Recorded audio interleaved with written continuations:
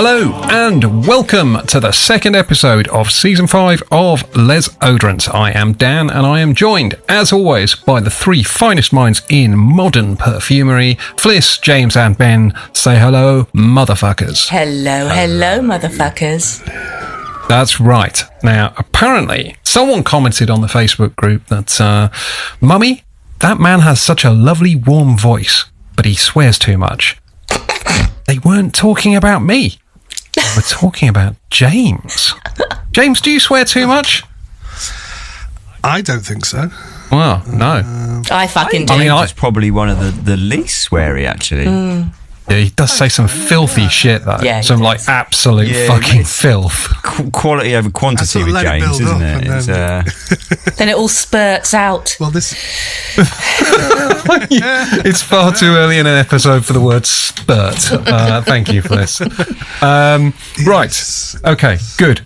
So, James, apparently you swear too much, but me, I'm all dandy. So I wanted to start by regaling you with a incredibly dreary anecdote that, it was sort of perfume related. We had my daughter's school graduation thing the other day, and it was on that Friday where basically Dan got his ball bag out at fucking St. Trinity, right? End of fucking anecdote. I mean that is the abridged version. Yeah, if you were going for like the let's get it done in a wanna, ball bag at St. Trinian's. No, I was wearing a very lovely pair of tight white shorts all day Friday because it was boiling fucking hot, and Anna, my daughter, had her school graduation. She just finished her A-levels, and I said, "Do I need to change?" She said, "Nah, it's fine. It's not a big deal." And she was wearing like these baggy kind of skater jeans and just a sort of shirt and trainers. And I thought, well, I mean, if she's the one graduating, if she's dressed like that, it's absolutely fine. So we got to this school, and it is a bit of a well-to-do school, and all the girls there were wearing like fucking these glamorous cocktail dresses, and they all had fucking mountains of makeup and their hair done to like they looked like they'd just stepped out of some sort of salon round the fucking back, it was mad. And all the parents were wearing like blazers, sports coats and stuff, and then me with my fucking t-shirt and tight white shorts. I felt like an absolute twat, but I smelt amazing because I was wearing Louis Vuitton Symphony, and Anna, who always compliments very positively on my perfumes, she comments on them, not always positively, in fairness, but she said that I smelled fucking good, and she was right.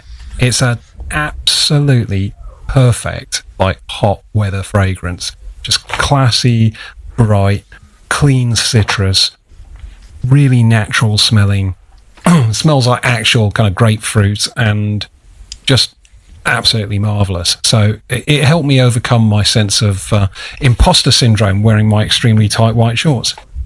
It was all good. And doing the hair, like prom hair, was pretty much the worst jobs I've ever done. I used to freaking hate like prom season, having to do prom hair. Freaking hate it. Are we all trying to swear less now or something? I think it's because we're talking about my mind's going back to dealing with teenage girls and having to do their fucking hair. So like it's just horrible, just absolutely horrible. A load of like neurotic teenage girls going like, I need my hair done for prom. Oh, that is how all teenage girls sound. Yeah. It's extremely annoying. Anyway, Anna got nominated for 2 awards. They had awards and stuff, and she was nominated for worst driver, which was reassuring, but also she came runner-up in most likely to become prime minister, which I'm really proud of. Yeah, so she's going to be vice prime minister. Vice president. Yeah, she's the JD Chancellor. Vance. Yeah, Sarah from accounts. Is that what they? Rachel from accounts. That's what they call her. Do you know what I got voted for when I left my school? I bet you can't most likely to become internet famous. No, it was most original dress sense. Nice. And I collected my award wearing a skirt. And Of course you was did. 1998, so thanks very much. I was a maverick. I was fucking maverick. Pre David Beckham sarong. It might have been about the same time. It was about the same time. Yeah. Beckham, I think that might have been like Euro 96 kind of time. Yeah. The Beckham sarong. But I don't fuck it. You were both trailblazers anyway. So. I had to do a speech, so I gave a speech and I said, thanks very much, you should all get out more. And then put the down and walked off. Too cool for fucking school, literally. Oh. You should all get out more. What are you doing listening to this shit? And I would ask the same about anyone Where's listening Ben's knighthood? to this podcast. Yes, Sir Ben. Sir Ben. Anyway, speaking of people commenting on our voices, there was a couple of comments on Instagram, I don't know if you saw them this week, about mouth noises. Yes. Which is never a positive term, is it? So it's either me going in between talking, which I'm paranoid about, or do you remember that guy ages ago who like said I had fucking post-nasal drip or something? Fliss is making disgusting noises now. Oh no! Well, it's good to get, it's good to get compliments instead of people saying you sound like a fucking. And also, Americans who can't tell the difference between me, Ben, and Dan, they go, "Oh, I know who Fliss is." Oh, oh right, well done, you. Yeah, well done. But then they're like, "Oh, I can't tell the difference between you three."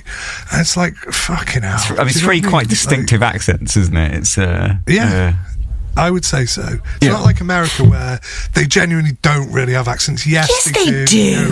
They definitely do. No, like Bostonian accent, yeah, but most of like the middle of America, they could be from anywhere. And I'm not just saying this, Americans say it as well, that they could go to another like city and some accents you can't really tell because they have this kind of homogenized. Yeah. You go fucking 10 minutes down the road from here and you've got a completely different accent. Well, that's you go in the other direction 10 minutes. I agree. That's always been a source of kind of intense kind of interest to me, like especially like growing up in Lancashire, where the difference between Blackburn, they all talk like that. They've sort of round off alt words, and it's that is like say it's 10 minutes down the road from fucking Liverpool where they talk like the fucking that. I saw Jason Isaacs, the actor.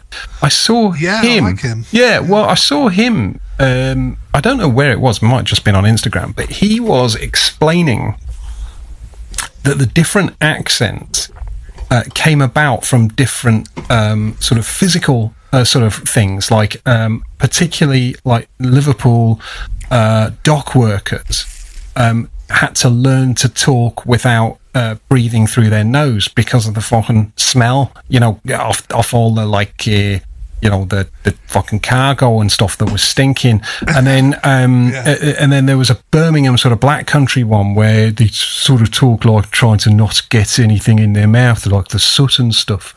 And there was like these different explanations for how these different regional accents came about, which I thought was quite interesting. It may be bullshit, but in America, any accent more or less could come from anywhere. That's not just me saying this. Americans say that. I think that they can't tell. There's a huge amount of they can't tell if somebody could be from completely the other side of the country and they don't know, unless you've got a really distinct New York accent, New York, Boston, LA kind of thing, or deep south. But it's Fargo lot. The film Fargo. Where are they from? Because they've got that really distinct. That's north, isn't it? Yeah. Is it like Chicago-y kind of? I can't. Not that. But we're going to appear totally ignorant. We're going to get a lot of letters, lots of people writing in telling us we're spouting more shit than normal. But you have to travel thousands of miles to get an accent change as well. So, like, I work with a girl who lived in Texas. And she was saying that she was driving to see her mum or something, like in the next state. I was like, well, how long will that take you? And she said, well, it's about 10 hours from here to the edge of Texas. Like, what? That's fucking insane. 10 hours driving from Manchester will basically get you into the middle of France. The sea. Beyond the sea, halfway to America. How big Texas is. I know. And how much different kinds of terrain it has. It has everything you could possibly imagine within that one state. It's crazy. But unperfume related. So let's so let's try and talk a little bit about perfume. Actually, I've got something to say which is modestly perfume related. So Kayali, the brand who sent out well, I'll explain to you. It looks a bit like one of those things you put ashes in. Yeah, it really does. But yeah, so Kayali, who are the sort of PR brand, they just send out loads of shit. I got a notification saying there's a new Kayali product coming. I don't know what it is, but the girls immediately go into fucking, well, it's mine. And actually, it's an incense burner. Oh, wow. It's an electric incense burner. They didn't send any perfume. And they sent this with some oud chips. So I've been burning oud chips in the house, and everybody hates the smell, apart from me. So I love it. It's fantastic. That's a bit weird for them, considering they're all like those kind of vanilla fucking... Yeah. Kind of perfume. It is. They do have an oud range, though. It's a small range, and this is one. I think they sent me the perfume like a couple of years ago. It's smoky oud. They're not known as an oud brand, though, are they? They're not like no. They mostly focused on kind of pink, saccharine things that basically young women and girls like. It's definitely a brand that knows their market pretty well, which is why they haven't gone big on the oud thing. But yeah, they sent this electronic oud chip burner with some oud chips, which has been absolutely brilliant. So I've been thoroughly enjoying stinking up the gaff with all of that stuff, much to the dismay of my daughters. Bless. Well, bless, yeah, maybe. Or just, who cares, yeah. That was the most perfume related thing I could think of at the moment, without talking about the stuff that we're going to talk about in part 2, which is of course extremely fascinating and the main reason we're all here. However, we're stuck in part 1 at the moment. So James, tell us a little bit about something perfumey from this week. Well, I've got some exciting news. Oh, how exciting. Full 14's back. Is it? Yeah, it's back. We made a unilateral decision. Yeah, good. Well, don't fucking. I'm sure it was. You know what I mean? Somebody actually said in a comment again on Instagram, "Oh, James did even more than a full 14." Blah blah blah, and I was like, he's stolen my fucking thunder now, because I'm actually officially bringing it back, baby. Yeah. So here we go. Is this like you're bringing sexy back? Basically the same thing, yeah. Yeah. So, I wore Liquids Imaginaires Desert Suave. Anyone know that? I have tried that one. They make some quite nice stuff. I don't remember that one as a particular standout. Was it good? I fucking loved it. Really? Absolutely loved it. Is it sort of quite an ambery thing?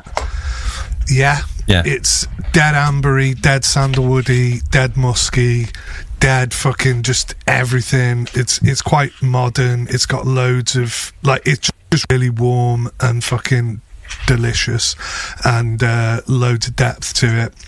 A bit, like a L'air du Desert type vibe, but not. It's definitely the Desert Suave is a fucking great name for it. And guess who made it? Was it Aaron Terence Hughes? No, but you'd try this and you'd go, it's not that thing that people have been slagging them off for. Biche. Mentioned in news. Yes, it's a biche, is it? Biche. Yeah, I think it's a biche collaboration with a female perfumer whose name escapes me. But yeah, it's biche and someone else, and it is fucking phenomenal, right? And I was really pleased with it. So I'm actually even tempted to get, because it was that good. I have written a review somewhere, so I haven't really gone into detail here, but I just remember it was fantastic. Affinessence Santal Basmati. Oh, yep. That's part of the original range, yeah. Yeah, that Affinessence line, right? Excuse me. I bought the sample set of those base ones because it's so bloody good, and they're so deep and fucking just man. Anyway, the Santal Basmati is probably the most, more crowd pleasing kind of one. Yeah, it's a creamy sandalwood, musky, again, that sort of stuff, but it does have a rice note to it, which you like a rice accord or whatever. It's kind of a bit rice puddingy, and it is lovely. Yeah, that's really good. Then I will French Lover by Frederic Malle, because that's fantastic. Maurice Roussel. Yeah, galbanum kind of musk. Is it Maurice Roussel? Yeah, I think it is. Something like that, yeah. It's fucking brilliant. It's like amazing. Then I wore Tom Ford Grey Vetiver, nice. Which is a bit of a summer go-to. A little nod ahead to the second part there. Absolutely. And actually today I wore Dior Vetiver, also craving a bit of vetiver for the environment. Nice. Yeah, it's great for this so weather. Perfect. Then I wore Cedra Iris, which is also by Affinessence, from the Affinessence kit. Cedra Iris is fucking lovely. Yeah, really good. Yeah. I do need to just correct myself, though. By the way, it was not Roussel. It was Pierre Bourdon did French Love. Yeah. So Cedra Iris, right? It was one that I tried and was like, oh my god, I fucking love that. And then Harrods had a sale on those Affinessence, and I bought a small 10 or 15 mil, and I bought the wrong one. I bought Queer Kukama, which is also fantastic, but I was like, oh, I don't care. I bought the wrong one, but it doesn't matter. And then I forgot about the Cedra Iris, and I bought this sample set again. I was like, oh my god. Cedra Iris is basically cedar and iris, right? And not really much else. But what's the genius of it, I started buying materials before I jacked in making perfumes. I started buying from this French company. Again, I'm not going to give them prominence in our shop window, and I can't remember what they were called anyway, but they were a company who were basically fact 1 and fact 2 are quite helpfully related there, aren't they? Yeah. So I basically I got this material, and it was called Cedra Iris, and it's like a base, or God knows what it is, right? But some kind of mixture of theirs, and it smells like cedar and iris, but like the most amazing cedarwood oil and iris, orris, whatever, mixed together. And I was like, oh my god, that's a perfume in and of itself. That is brilliant. It basically smells like that. Absolutely fantastic. So again, I don't know whether they've sourced that particular material from there, and they just basically made a perfume, with a few little tweaks or whatever, but that's what it smells like to me. Brilliant. Then I wore a Thomas DeMonico, because I thought, oh, Dan will be pleased with me for seeking out this new fucking hyped bullshit. And I wore Grand Beau. I'm not sure if I've tried that one. It's fucking terrible. It was absolute fucking dog shit. No, it was basically. Was it really very similar to Uncut Gem, which I was quite nice about, but then the Frederic Malle. Yeah, everyone sort of hated that, didn't they? Yeah, they did. This one is a little bit more bland, so it probably doesn't elicit the same kind of hate, but it's still bad. And no, I didn't enjoy it. But again, it's not a good start for Thomas DeMonico, but I'm sure they've got some good ones. Didn't you say there's one called Raw Gold? Raw Gold. Raw Gold is the one I've got. It's fucking sensation. Honestly, I'd be amazed if you don't. Well, actually, I'm not fucking nailing my colours to the mast with you. I find it very difficult to predict what you do and don't like, but I genuinely... I bet it's good. I think it's very good, and I do think it is their... I think it's their bestseller, and that is no surprise. To be honest, you say that about me, but I do probably largely follow consensus of like, if a lot of people like something, I probably will like it as well. But anyway, then I wore Healy Cologne Officinale, which I showed you that I'd bought last time. Another great mossy summer cologne thing. Then this week I've worn Creed Viking. Nice. I really like it. Yeah, it's great, isn't it? I did previously wear it. It's a very odd perfume, and it was a very difficult second album, wasn't it, for Creed? But you mean post-Aventus? That was their sort of post-Aventus kind of follow-up kind of thing, which was never gonna, capture the same kind of audience or anything. But Viking is still very good perfume. It's very complex. It's a bit odd. It's strange. Good stuff. Then I wore Frederick Malle Music for a While, because I was sort of listening to our podcast, I think, and like Ben was talking about that lavender perfume that he'd been Provence. The mint and lavender thing. And I thought, I know a kind of weird lavender that I really like. I bought a small mini of this Music for a While, and I've used it completely now, so I need to really get a bottle of that. I love Music for a While. It's like really, really, really strong from concentrate, ridiculous, like mango pulp juice, like pineapple juice. In fact, it is, and the most outrageous lavender. Like, sounds awful. Imagine if you like spilled. I'm nicking this from Eugene. Actually, I think he said if you like spilled pineapple juice on a counter and kind of just let it like congeal and like evaporate a bit into like sticky kind of like thing. That is what it's like, but with like this lavender thing to it. I love Music for a While. I think it's a really brave, mad perfume.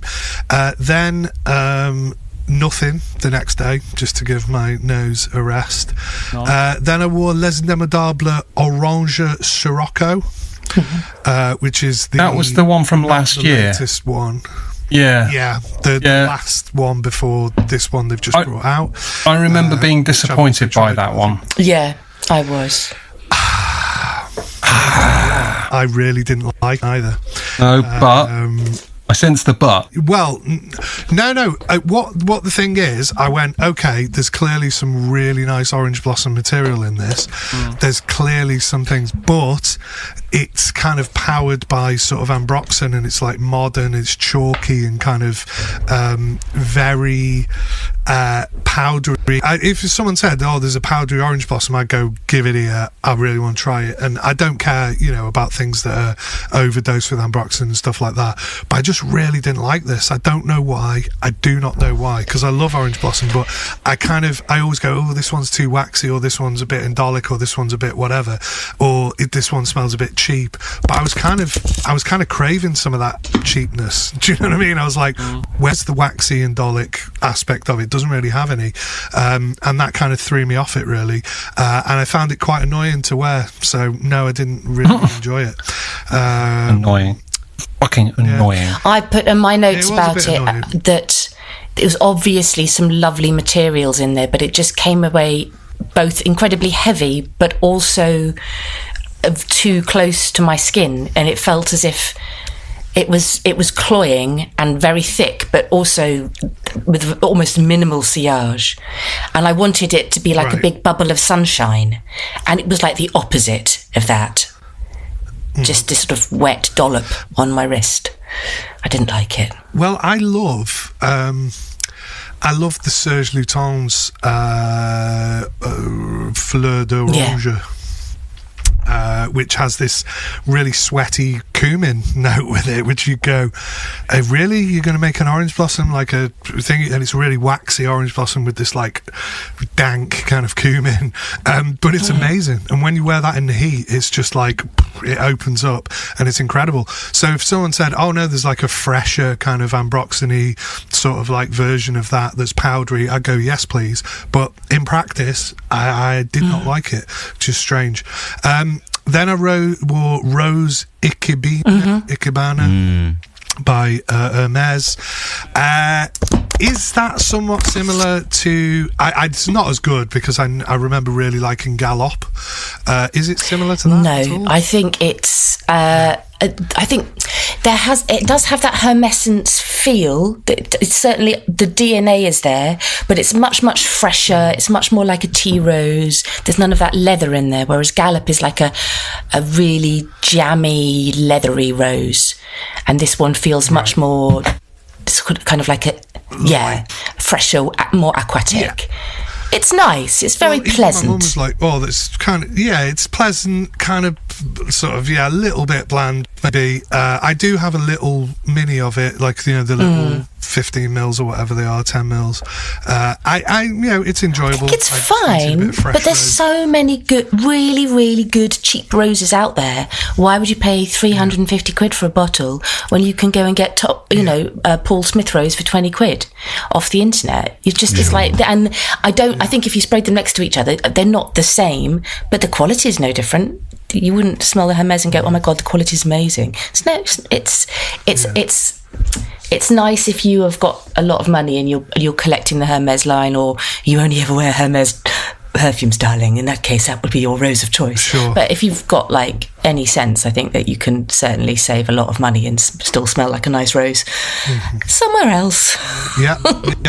So then only 2 more to go. So I wore MDCI Queer Garamonte, which I believe Fliss is probably sorry, I've flicked off it now.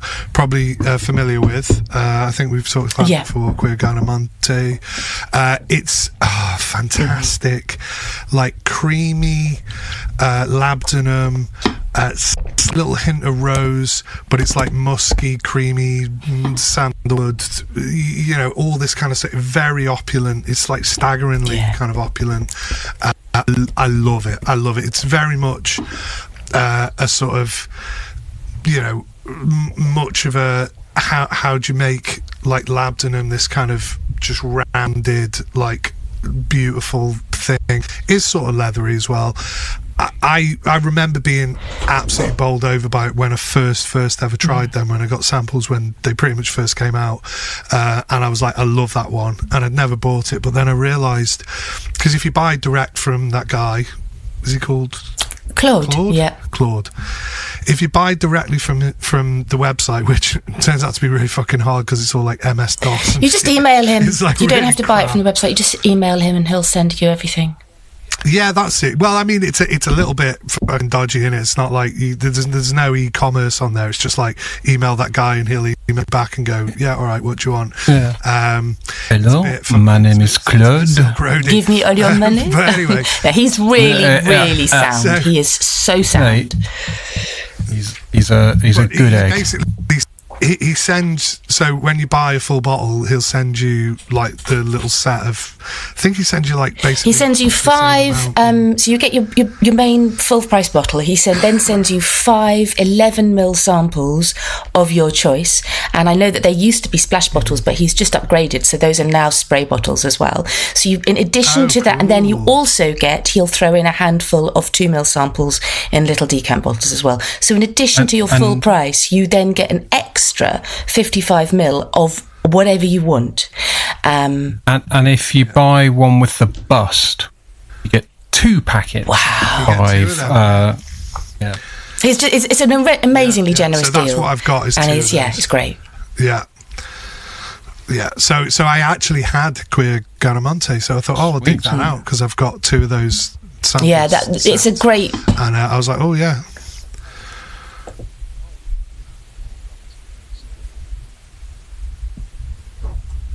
Yeah. Oh. Sorry, I thought. No, okay. You've gone a bit choppy there, James. I've gone a bit choppy. Oh, sorry. I thought someone else was speaking. Okay, so then today I'm wearing Chanel Allure Homme Edition Blanche. Nice. It's kind of I love that. Super summery. Mm-hmm. Yeah. Absolutely. Foreshadowing. Yeah. And that's it. It is.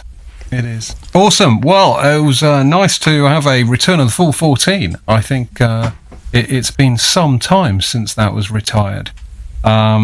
Yeah. So was there really 14 there? That felt like we got through 14 pretty rapidly. Well, there was 13, but one. Well, with your one day off, yeah. Still, you accounted for 14 days, and that's what matters.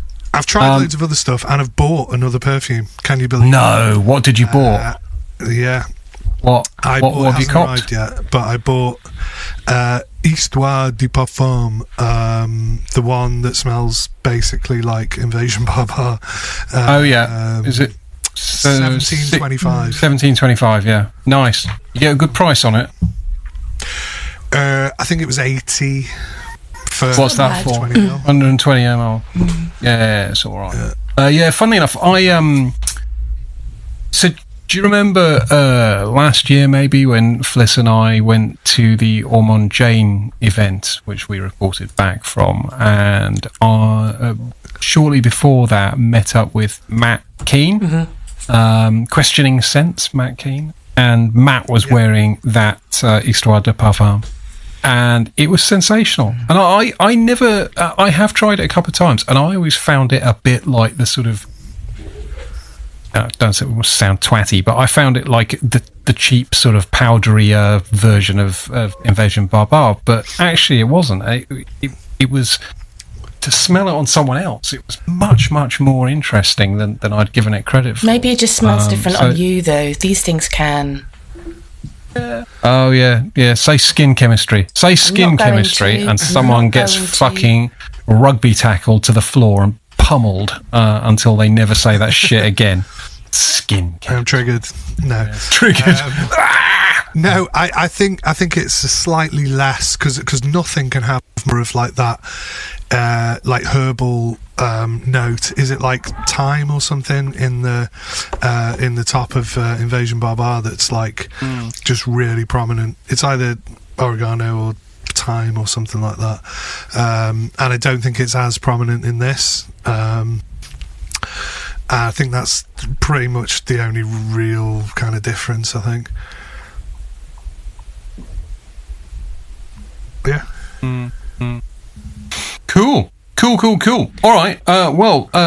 Ben, you look like you were about to say something. I was going to say you've been buying more than that as well. I've been informed that you've been buying some Tower, because Rich has basically wrote me in on this Tower deal for the new Tower. He messaged me about that as well, and fuck off, Rich. No, I was like, I said, Andy Tower hasn't made a decent perfume since Le du Desert Marocaine. Fucking sue me. He was I'll see you in court. I'm up for it. Yeah, I think Lone Star Memories is the only one that I would really want to own from that range. I have had some Towers in the past, but I find them all a bit on the nose for my style. So even the ones I've purchased, I've passed on. What about the Flash ones? Rose Flash, you smell that? Yeah, no. Rose Flash and Amber Flash, Vanilla Flash, Patchouli Flash, they all smell the fucking same. I just didn't. The Towerard in the bottom of it, it's the same. Towerard. Like a girly nard, but was a tower. Yeah. But I'm with Dan. They all smell the same. I mean, look, there will be people, no doubt, grabbing their pitchforks and lighting up their, flaming whatever it is, torches when I say this. But as far as I'm concerned, Andy Tower is a one-note fucking joke. He's a perfumer who's stretched out a single concept into an entire range, 2 ranges of perfumes, and basically none of them were as good as the first one. It's just been a long, slow decline. And I'm sure everybody disagrees, but of all the ones I've tried, there has been nothing to convince me otherwise.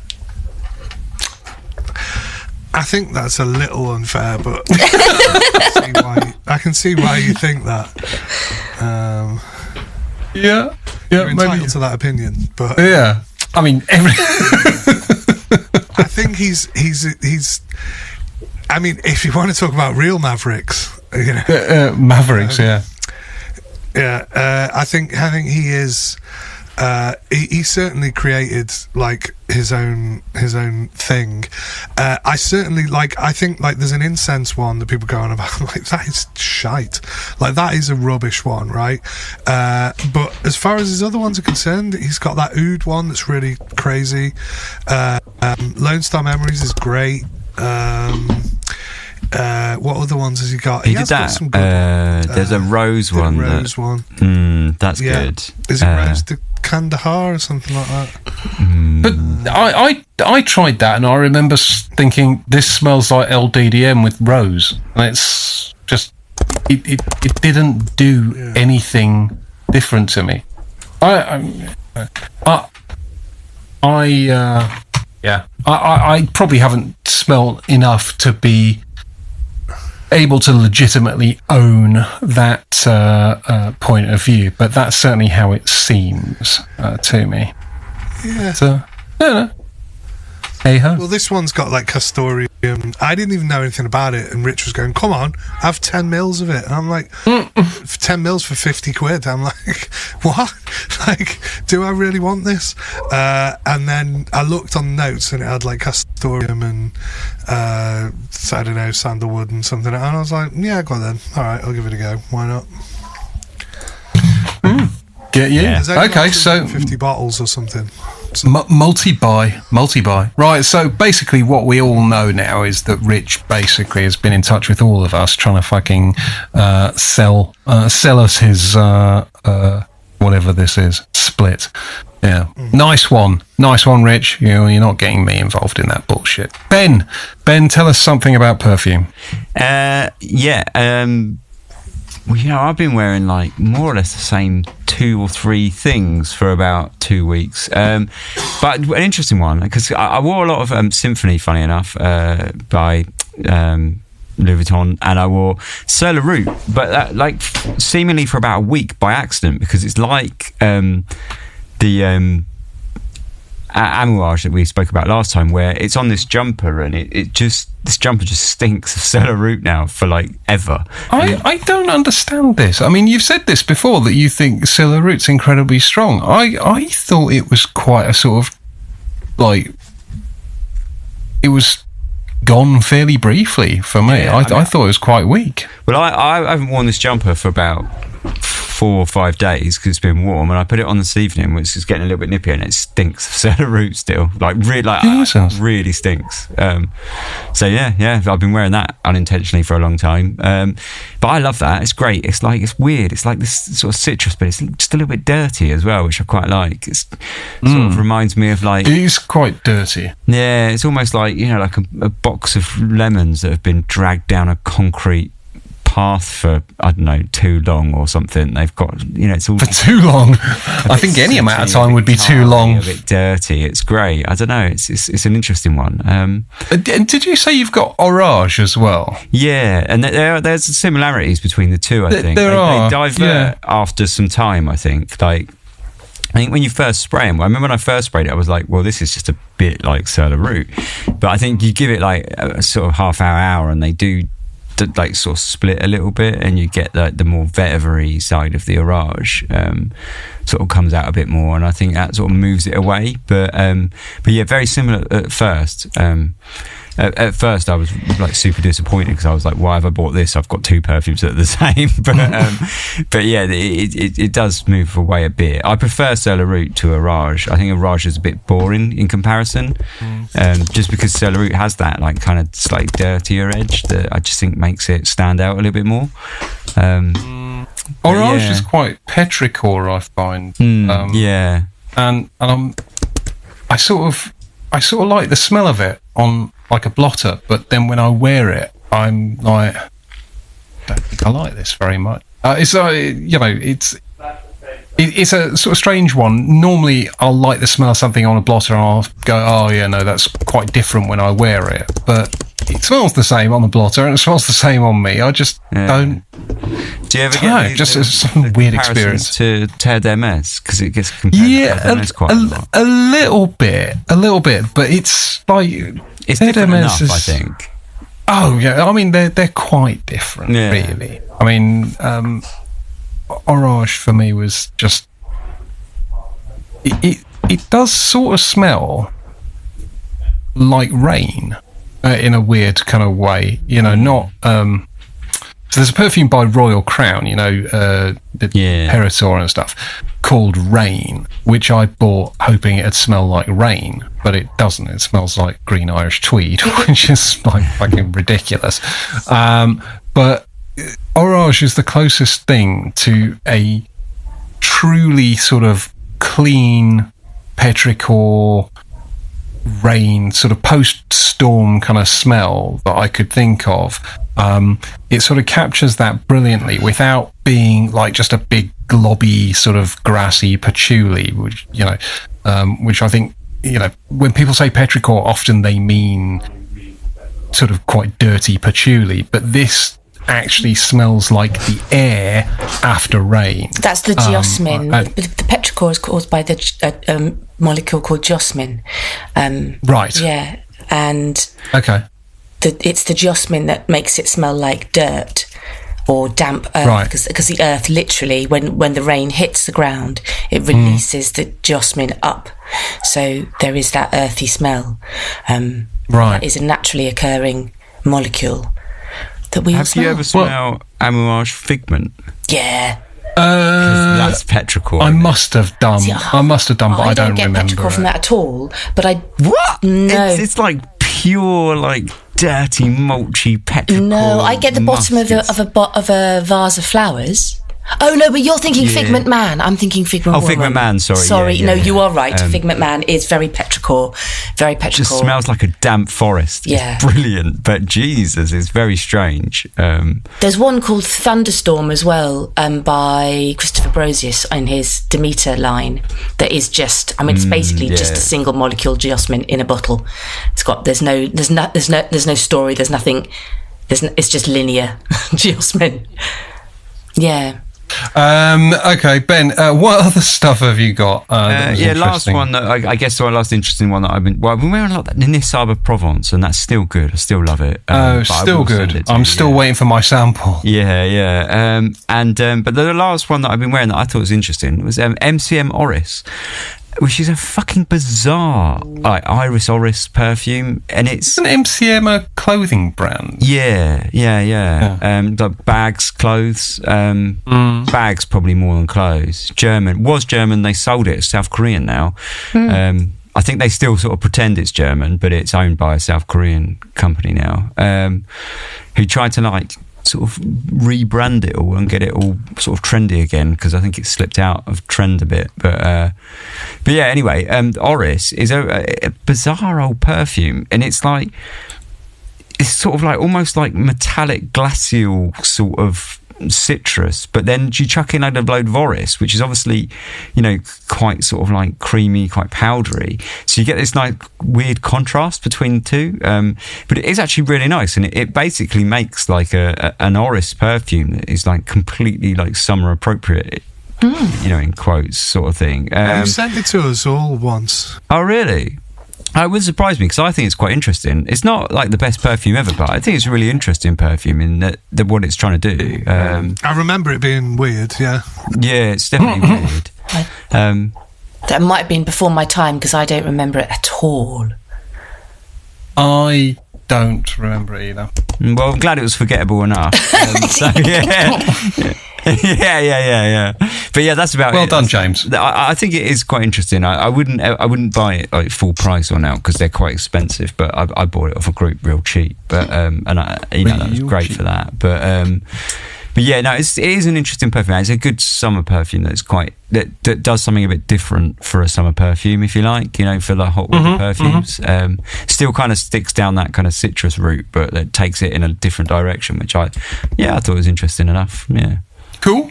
All right. That sounds all right. Although clearly is forgettable, having forgotten it. It's the evidence really you need, isn't it? Have you forgotten this? Yes. Well, then I would describe it as forgettable. Fliss, have you got exciting perfume news this week? I have, actually. Ooh.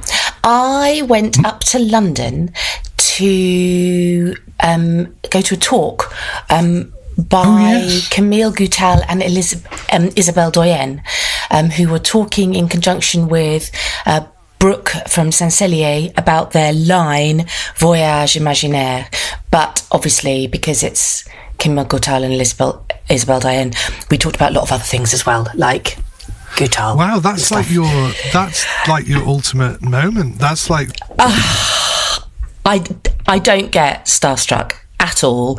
I been around in theatres and on film sets enough just to not get starstruck, and I was slightly nervous all day. I was a little bit giggly, I really was. And then I got there and I thought, Fliss, you've got to pull yourself together. So I just walked straight up to them and I said, ladies, I just want to thank you from the bottom of my heart because you have been scenting my life for over 30 years. I wear every single one of your creations, and meeting you now is like meeting my favourite band. And they both looked like they might cry. And then I gave them a little hug, and that was my year made.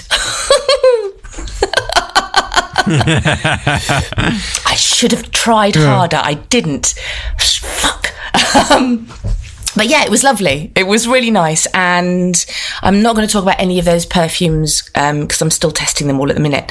But they all have the very, very similar DNA that those two ladies have put into Goutal. So there are things that I feel as if they're continuations of their work. And the Voyage Imaginaire line is they're trying very hard to do... They call it all naturals, but then they're also being very honest about what they mean by a natural. So some of the, and Camille was like, naturals is a very grey area. So I think that there's when they say all naturals, it's not quite as simple as that. It's not quite as simple as that at all. But they're certainly not using synthetically created molecules at all. They're using molecules that have been, I don't know, rinsed or whatever. There's special words, isn't there, that will take you sort of like split from naturals as opposed to like completely created away from. Basically, aren't they? I don't know, James. You'll understand. Isolates and stuff, yeah. And they, all of the line as well, I think, are. There's something about them making a decision, now that they're no longer working for Goutal, they're making decisions about not worrying too much about the cost of materials. They're trying really hard just to enjoy their own creativity and price accordingly. And they're not used because they're not under this big kind of like juggernaut house anymore. They're not having to worry about focus groups. They're not having to worry about, all of that kind of stuff. So I see this line very much as a way as them continuing to express themselves within IFRA guidelines, obviously, but without a big corporate bean counter watching over their shoulders. And there's some really delicious stuff, which I've begun to review on my Insta, and I'll probably come next time with some more formulated thoughts. But yeah, it was lovely. And there was lots of friends there, friends from Insta and friends from some of the Facebook groups. It was just a really nice, giggly time, and I had the best time. Yay! Yay me! Yay! Yeah, it looked lovely, and it was nice that you met a few of the people that I know.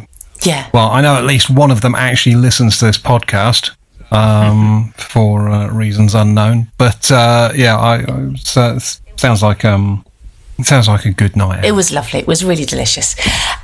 So yeah, that was good. And then what else have I been wearing? My friend Claire Presser, who is a friend of the show, who has got another podcast called Paperback Perfumes.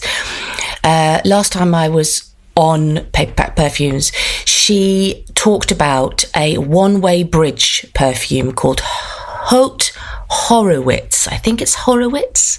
It's hard. I don't know if I've pronounced that right at all, but it's by One Way Bridge, and it is phenomenal. She sent me a little bit. From her uncle came, or some of her family came over to the UK, so they muled things to me, and I muled them back, some stuff back to her. I always find that kind of exciting in that kind of sort of drug deal kind of way. But this One Way Bridge perfume, what's in the bag? Yeah, exactly. It's a little bit of Chanel.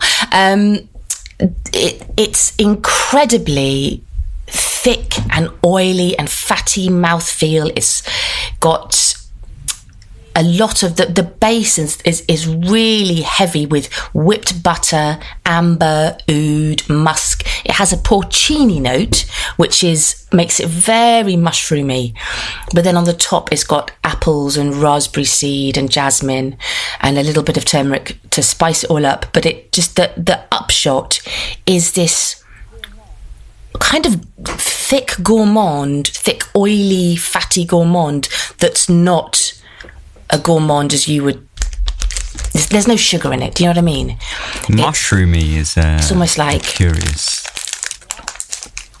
Yeah, but at the same time, mushroom has got glutamates in it, isn't it? It's part of that glutamate. Glutamates. So the umami is things. So tomatoes, cheese. Mushrooms, they've all got that umami bit thing in them, haven't they? But it's amazing. It smelled the whipped butter, melted butter is a phenomenal note, and so if you get a chance to smell it, then do. Well, have we spoken about her perfumes before? Because it's Elise, isn't it? The lady. Yeah. I really like her, and we have spoken, and you said some I would describe as moderately uncharitable stuff about her perfumes. Correct. Yeah. Absolute slop. Just rubbish. Harsh, perhaps. No, like I say, and what I feel terrible about is that she used to send me like mods from fucking New Zealand, right? So there was no like, and I just say, yeah, you can't do perfumery, you're rubbish. Sorry. But I have to be fucking honest. They would do shit, like, and that buttery kind of thing that's in all of them, right? And I haven't smelled any of the others. This is the only one I've ever smelled. Well, this is the thing, and again, that just might be me being a twat, right? I'm not saying don't go and try her perfumes, and loads of people love them, so fair enough. They're just not for me, and I'm like, what I love about her is that, one, she took that completely on the chin, and I was like, I'm so sorry, I don't want to say this, but and she appreciated the honesty, right? Genuinely. And I said, yeah, I wish I did like them, but I've tried to wear loads of different ones that she'd done. But the one that, let me think, so there was one that everybody loved that was a kind of... There's one called Top Shelf, which... Top Shelf, that was... I've got Top Shelf. I like it. What do you think? I mean, it's quite brutal. It's quite an unforgiving sort of perfume. It gets no points at all for subtlety, and it feels like there's kind of there's a lot going on there. There's like booziness, smokiness. There's sort of ashy kind of aspect to it, and woods and stuff. It feels a little bit like the kitchen sink has been thrown at it, but the result is actually quite nice. There's a sort of charm to it, even though it's a bit kind of chaotic. Yeah. And fair enough to all that. Maybe I've just, like, my tolerance for it is kind of low or whatever. And the thing is, the way she talks about it, she knows her materials, she knows her synthetics, she knows her naturals, she knows a lot about perfumery. She's been doing it for a long time, and she knows her stuff. And also, what I really like about her brand, and a reason why you really should try it, is that she uses materials that are only from New Zealand, right? Yeah. Can't get, they're like botanicals and stuff that only grows in New Zealand, which I think that's what this Horowitz is. I think, is it? Right. No, sorry. It's not Horowitz. That's autocorrect. It's Horopito. Haute Horopito is the name. Oh my goodness. Adam Horowitz was one of the Beastie Boys. Really? Well, I mean, yeah. So this autocorrect, clearly a Beastie Boys fan. Yeah, clearly. It's got New Zealand Horopito in. And I don't know. Horopito. Well, now, I'm equally confused. Yeah, what the fuck is a Horopito? She did some kind of gourmand one that was basically butter, right?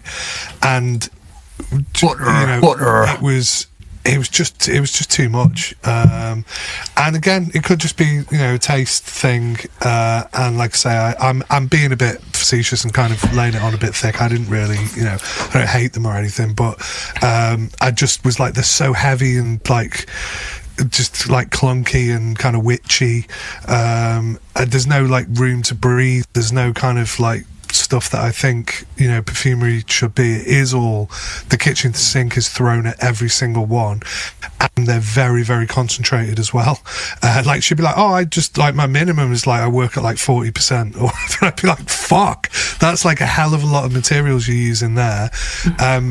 And I don't think like less is more. Do you know what I mean?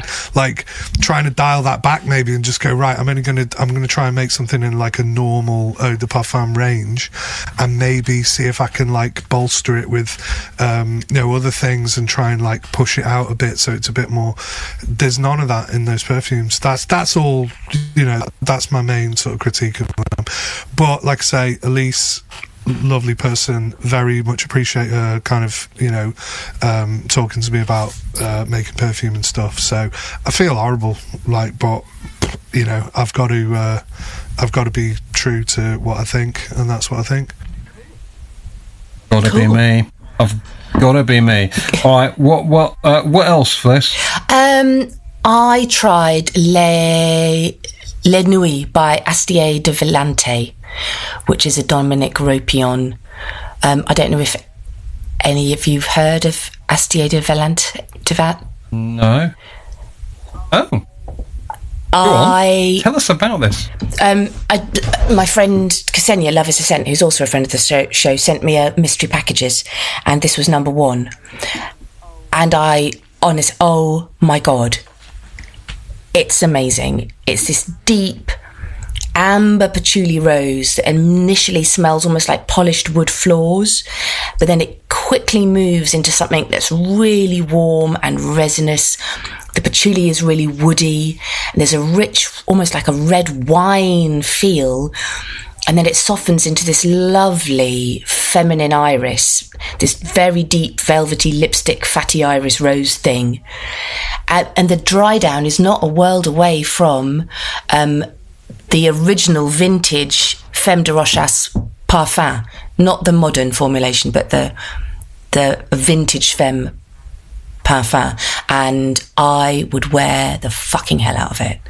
It just feels so opulent, but also at the same time, it just it felt like it was part of me, if you know what I mean. It didn't feel like I was wearing a perfume. It just felt like I was beaming iris rose, kind of furry iris rose bubble around myself. And I was like, oh my God, concept. I need this. And then I looked at the price and thought, no, Fliss, no, you don't need this. You don't, you can How much was it? It was quite expensive. I blanked the actual amount. It's not as expensive as Dental Coeur, but it's certainly more expensive. Very little is. No, very little is. But at the same time, it's something that I'm going to have to wait for, I think. But because I've used up my vintage Femme Rochas parfum, and I daredn't buy another one because I bought it twice, and both times it's either turned or not been quite right. This is the closest thing I think I can get, and know that it's going to be stable and delicious. And so I'm going to have to start saving and maybe selling some stuff. Yeah. Right. Okay, interesting. Yeah. Okay, interesting. Interesting times. It's nice that you found something that gives you that sort of reaction. It feels like I've been waiting a while to have that sort of reaction. I haven't had so much of that recently. It's hard, isn't it? Because I think when you collect and you smell so much, you can be quite cynical quite quickly about things, and you can make snap decisions as well and go, oh no, that's not for me, that is for me. And you don't. I mean, I know, James, you always go on about making sure you wear it at least for a day, and then maybe wearing it again in another warmer or cooler time or climate. But sometimes you don't have time, do you? You make these snap decisions and then you've missed out on something, or maybe you haven't. Well, maybe you have, maybe you haven't. Yeah. I mean, there's your options. But also you're harder to impress as well, I think, because you're smelling stuff all the time. You're just like... Oh, I don't know that that's true. I don't know that's true.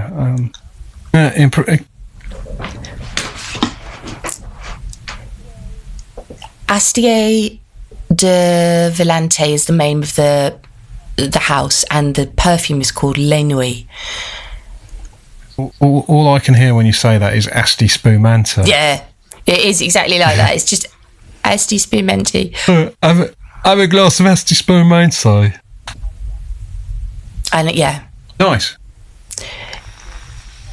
It feels incredibly classical and slightly vintage, but at the same time, I also found it modern, enough of a twist in it to feel modern. I didn't feel like I was wearing a vintage perfume.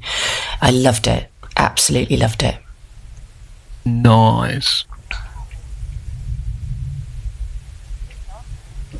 They're really classy, aren't they? Classy. Well, they're just kind of like good. workaday. Yeah.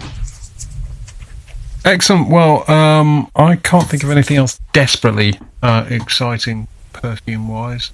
I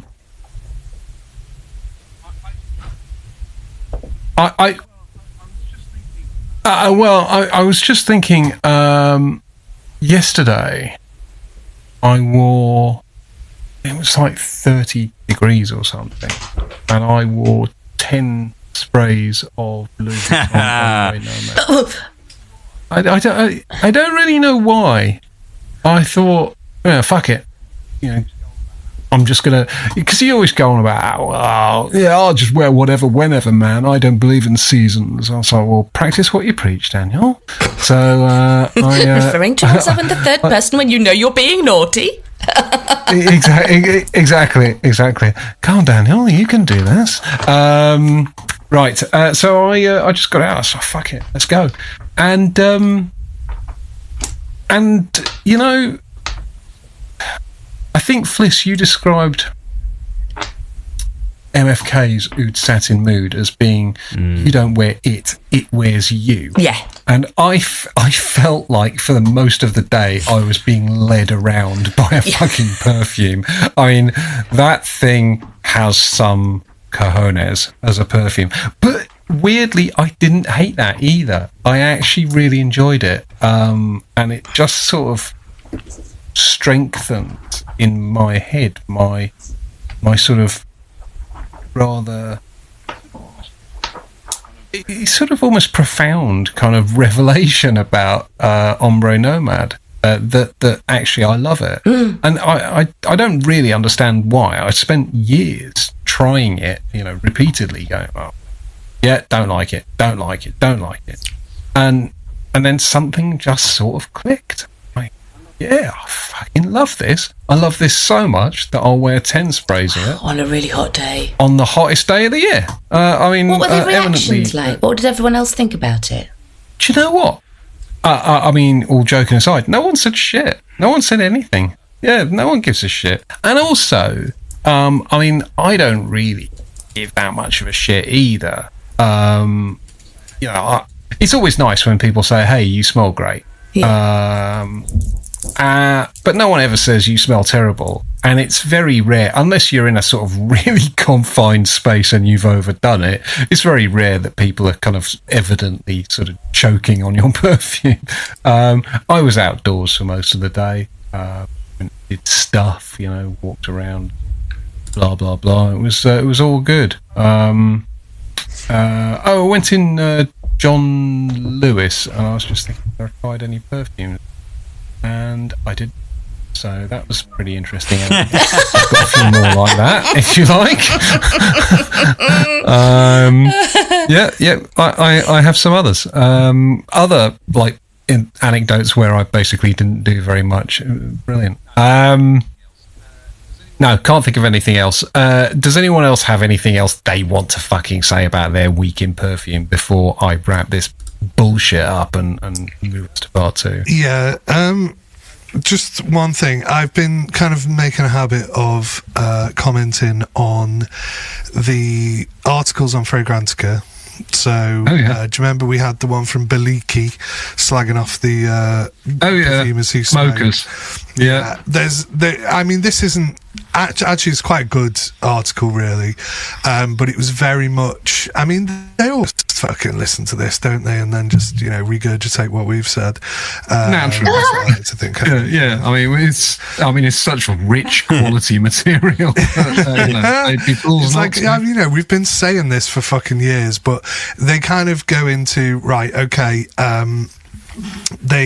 It's an article about a perfume called Tilu or Tilu or something like that by Le Gallion, who are kind of an old sort of legacy kind of French brand, are they? Like I was trying them venerable, and they were really old good French house. Yeah, they had one that was very and they were really Curacao. good.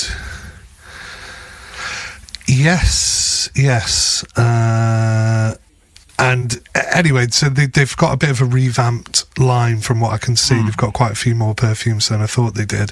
And they have London Blossom one from, I don't know, like a few years ago, 2019 or something like that.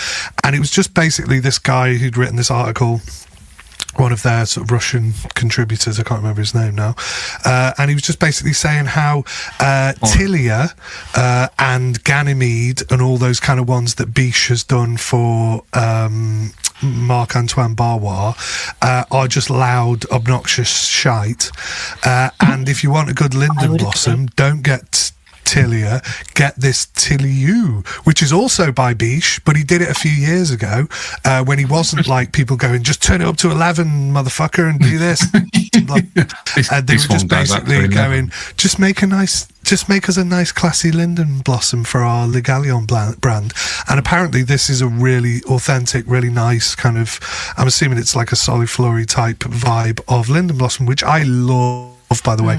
I can't smell it at the moment. I can see the trees just coming out, but I can't smell it at the moment. But when it comes on, I'm like, oh my god, I love that stuff.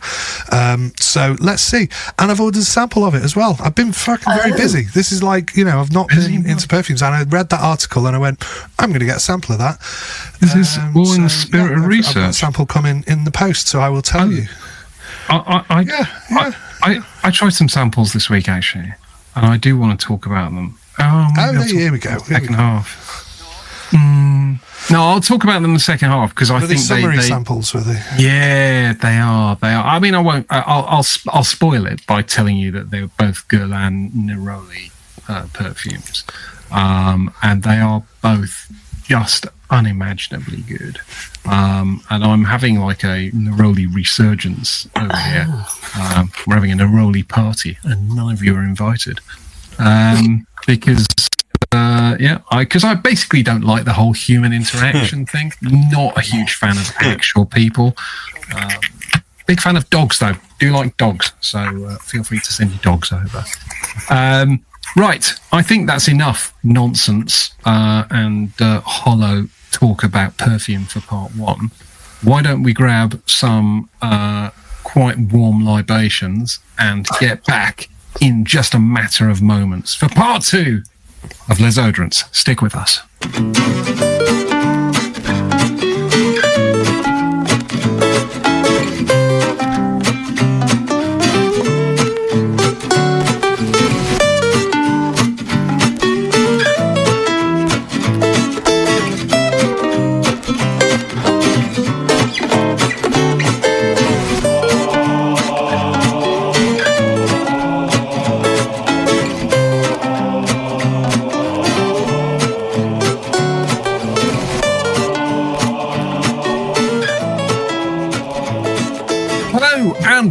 I don't know why I click my fingers there. I'll try and do that without clicking my fingers.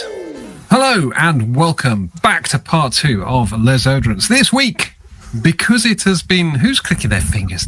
It's James, you bastard. Clickety. Right, everyone, get it out. Get it out your system. Okay. Right, nice.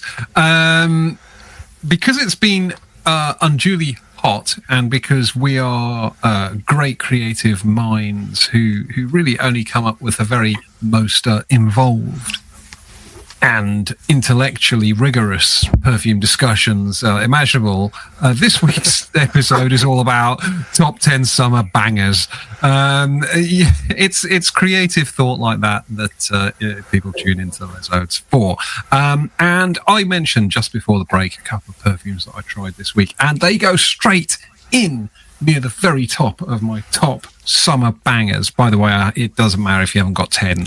I was just about to say, you never said 10. I know. There was no 10. Number, and is it top 10 because they are in a top 10, or is it you have to have 10? Because he's trying to appeal to YouTube, I think. I'm just trying to get the thumbnail down for YouTube. Top 10 summer bangers from Les Oderants. Can we all say the word banger as well whenever we, because it's got to be like, whenever anyone says the word banger, it needs to have like an echo on it. Banger. Exactly. Okay, so probably not. But let's talk summery perfumes. Do you remember that Dr. Fox, like the chart show with Dr. Fox, and it'd be like number 5. It wasn't Dr. Fox. It was Dr. Fox who got reeled in by Chris Morris on the paedophile Peter Geddon episode. Yeah, it was. That was absolutely ridiculous. So funny. Anyway, she just probably nonsense. Probably won't. Yeah, nonsense. People won't. People may not know what the Peter Geddon episode was about and why it was extremely funny. But we're not advocating for any kiddie feeding. Yeah, no, definitely none of that. I don't know. This episode often takes a weird turn before we get into the content, but I feel like we need some sort of screeching fucking handbrake turn right about now. A death whistle. Possibly a death whistle. Get the whole Golan. Oh my God! Thank you, Ben. I don't know. I doesn't sound like I missed much. No, you didn't. I felt like I was floundering there, and Ben came to the rescue. So, at the end of part 1, I was talking about 2 Guerlain perfumes, which had really tickled my fancy this week, and one is called Neroli Outre Noir, and one is called Neroli Plain Sud. Plain Sud? I don't know. And they're both bloody amazing. And I feel like Neroli, I've always had a weird kind of relationship with Neroli. It's always been a bit floral and almost funereal. It's kind of, because it's that white sort of blossomy, I don't know, Neroli me smells kind of funereal, and it's a very weird note. But the Guerlain Nerolis are amazing. They're more like oranges than orange blossom, and I'm really into them. I got sample. Well, actually, no, I got a little bottle of the Neroli Outre Noir, which these has both, got. These are both part of the art and material collection. Yes. Right? Yeah. Yes. And the Outre Noir has a sort of pepperiness to it, so it's a neroli peppery sort of thing, which is lovely and aromatic and just amazing. I'm spraying it upon myself right now. Oh, you have it? Excellent. I want to have little samples. Okay, well, I got sent also a sample of, because I've been banging on about this like a fucking knobhead on Facebook, and a dear friend sent me a sample of the Neroli Plain Sud. And I thought, well, it's not going to be as good, is it? And probably be too similar and couldn't possibly warrant having both of them. And of course, the minute I smelled it, it's like, this is fucking incredible. And it's got a really almost, it smells a bit like hot towels. You know, hot towels, nice hot towels you get in a spa or something. Or if I ever travelled first class, maybe that's what they smell like. But I immediately thought hot towel when I smelt it, and it's just so clean and fucking elegant and lovely, and just a bit of, there's almost like a little bit of sort of driftwood kind of what's the word, oceanic, salty, marine kind of vibe to it. It's fucking brilliant. They really know what they're doing. I mean, these guys at Guerlain know what they're doing. They should make perfumes, I reckon. That would be my advice to them. They should move into the whole perfume market. So I want to kick things off with 2 Neroli perfumes. Fliss, you have just sprayed Outre Noir, I think. Tell me what you think of it. I like it. I do like it. It feels like the powderier, lighter end of Orange Blossom. And it does, because sometimes with Orange Blossom, for me, I can find it can get a bit waxy and claggy and cloyy. And I also have had a long-standing, I want to like it, but I don't quite like it, kind of feel for Orange Blossom. And I always think to myself, when I read the reviews, I think, yeah, I should really... But whenever I buy anything that is close to Neroli or Orange Blossom Soliflor, I always end up just going, that is a lot. And, you know, and I like a big perfume or a claggy, heavy tuberose or whatever. I like it as a note that's mixed in with other stuff. But I've yet to find a Neroli that I would wear regularly rather than just test. That said, this is very nice. It feels nice and powdery. There's a sort of sparkly, kind of fuzzy quality to the top that I'm enjoying. To see how that dries down. Yeah. Nice. And Ben, not aware of these, I guess? Not tried them? No, not tried them, but I love an Orange Blossom. I mean, you know, Oud Infinity is pretty much one of my favourite perfumes of all time, purely on the Orange Blossom side of it. It's incredible. that and the manure. That's the subtle background to the start. Like, that's the funny thing, I think, with Oud Infinity. If you wear it for long enough, like you sort of, you appreciate the Orange Blossom much more than the Oud. It's actually much stronger than the Oud. It's I appreciate your use of the word subtle there. Yeah. Subtle is exactly the way I would describe Oud Infinity. No, I mean, if someone said to me about Oud Infinity, though, funny enough, like, now I've worn it a lot of times. If someone said to me, you know, what would be like the main part of the perfume, I would say it's the Orange Blossom. It's the Oud doesn't. Yeah, it's whatever. It's the base. You know, it's there, and it's obviously, you can't ignore it. But the star, the upfront part of the perfume is the Orange Blossom. It's yeah. Anyway, okay, I mean, I think that is the wildest assessment I've ever heard to Oud Infinity. That you know, yeah, I mean, it's mainly an Orange Blossom. Imagine pitching that as mainly an Orange Blossom to some poor passerby in indistinguishable from these Guerlains that you're talking about. Yeah, exactly. Yeah, I mean, Orange Blossom takes many forms, but here are 3 very light ones, 2 from Guerlain and one Decita one. Yeah, it's got a bit of woodiness to it, but yeah, odd, very, very odd. Ben, what is your summer jam? I mean, do you believe in seasonality of perfumes at all? Well, funnily enough, I do, but to instantly break that, because I like that. Like, it's one of the things I enjoy about perfumery, right? Is like matching. It's almost like a game, like, you know, like you match the perfume to the outfit or to the, you know, it might be something abstract, but in my head, I'm matching it. You know, other people possibly might not even put 2 and 2 together. They'll just think you're mental. But for me, it's like, oh, yeah, well, I'm wearing this today, and these shoes, they match this perfume, or I'm, you know, it's this like temperature today, so therefore I must wear this or whatever. So I do to some degree, but to completely break that and go with what you were saying earlier about that Ombre Nomad, one of my favourite perfumes to wear in the summer is Christian Dior Santal Noir, which is like a heavy, jammy rose and sandalwood thing, which, so, you know, I don't think you would probably place it as a traditional summer perfume, but it's fucking brilliant in the summer. It really works well because it's quite juicy and quite like fat and raw, and it's nice.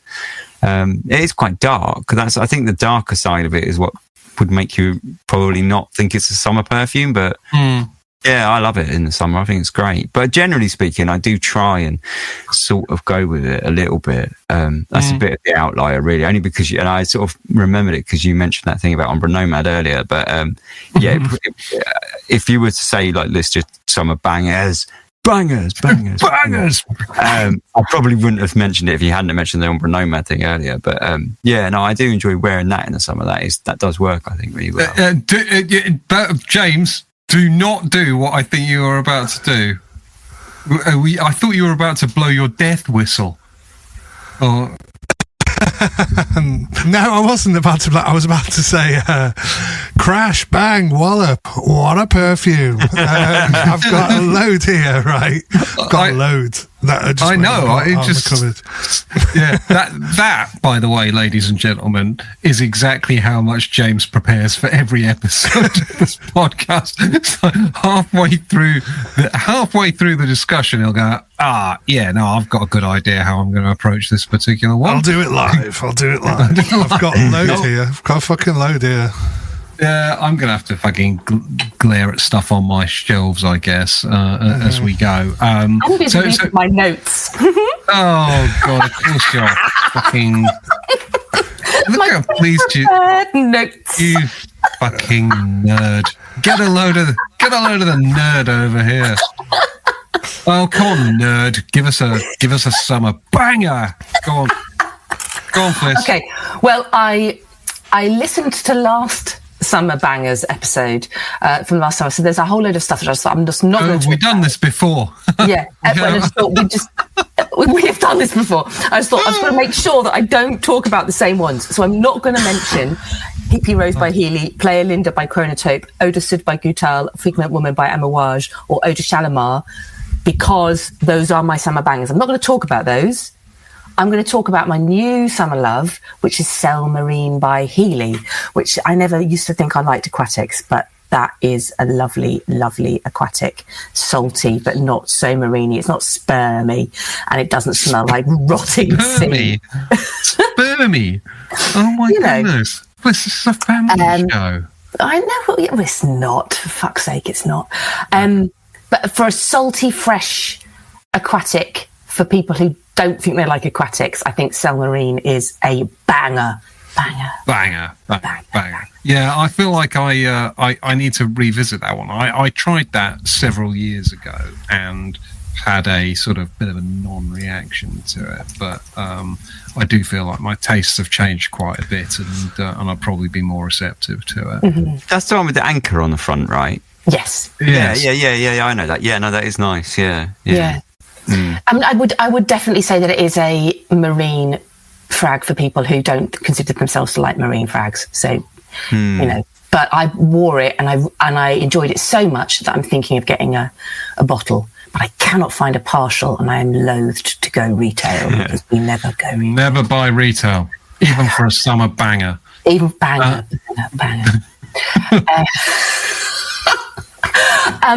This is going to get real tired real quick. Well, you keep doing it until it's funny all over again. That's the the Stuart Lee approach. Just keep going through the pain. Keep doing it until it becomes hilarious. I do have a new summer banger, which is so new. It was only released last month, which is Côte de Vermeil by Cowan Timson. By who? Karen Timson. Timson, there's no P. Timson Perfumes. She's a British indie perfumer. Very small releases. She invited me to her launch of this perfume and I couldn't go. But she sent me a... The fuck was my invite? I'm her favourite, though, I think. Does she moonlight as a cobbler and a key cutter? There's no P. Oh, for goodness sake! Sorry. It's the P is the P is silent, like the one in swimming. Oh, very good. Anyway, I haven't smelled. Yeah, it's very good dad joke.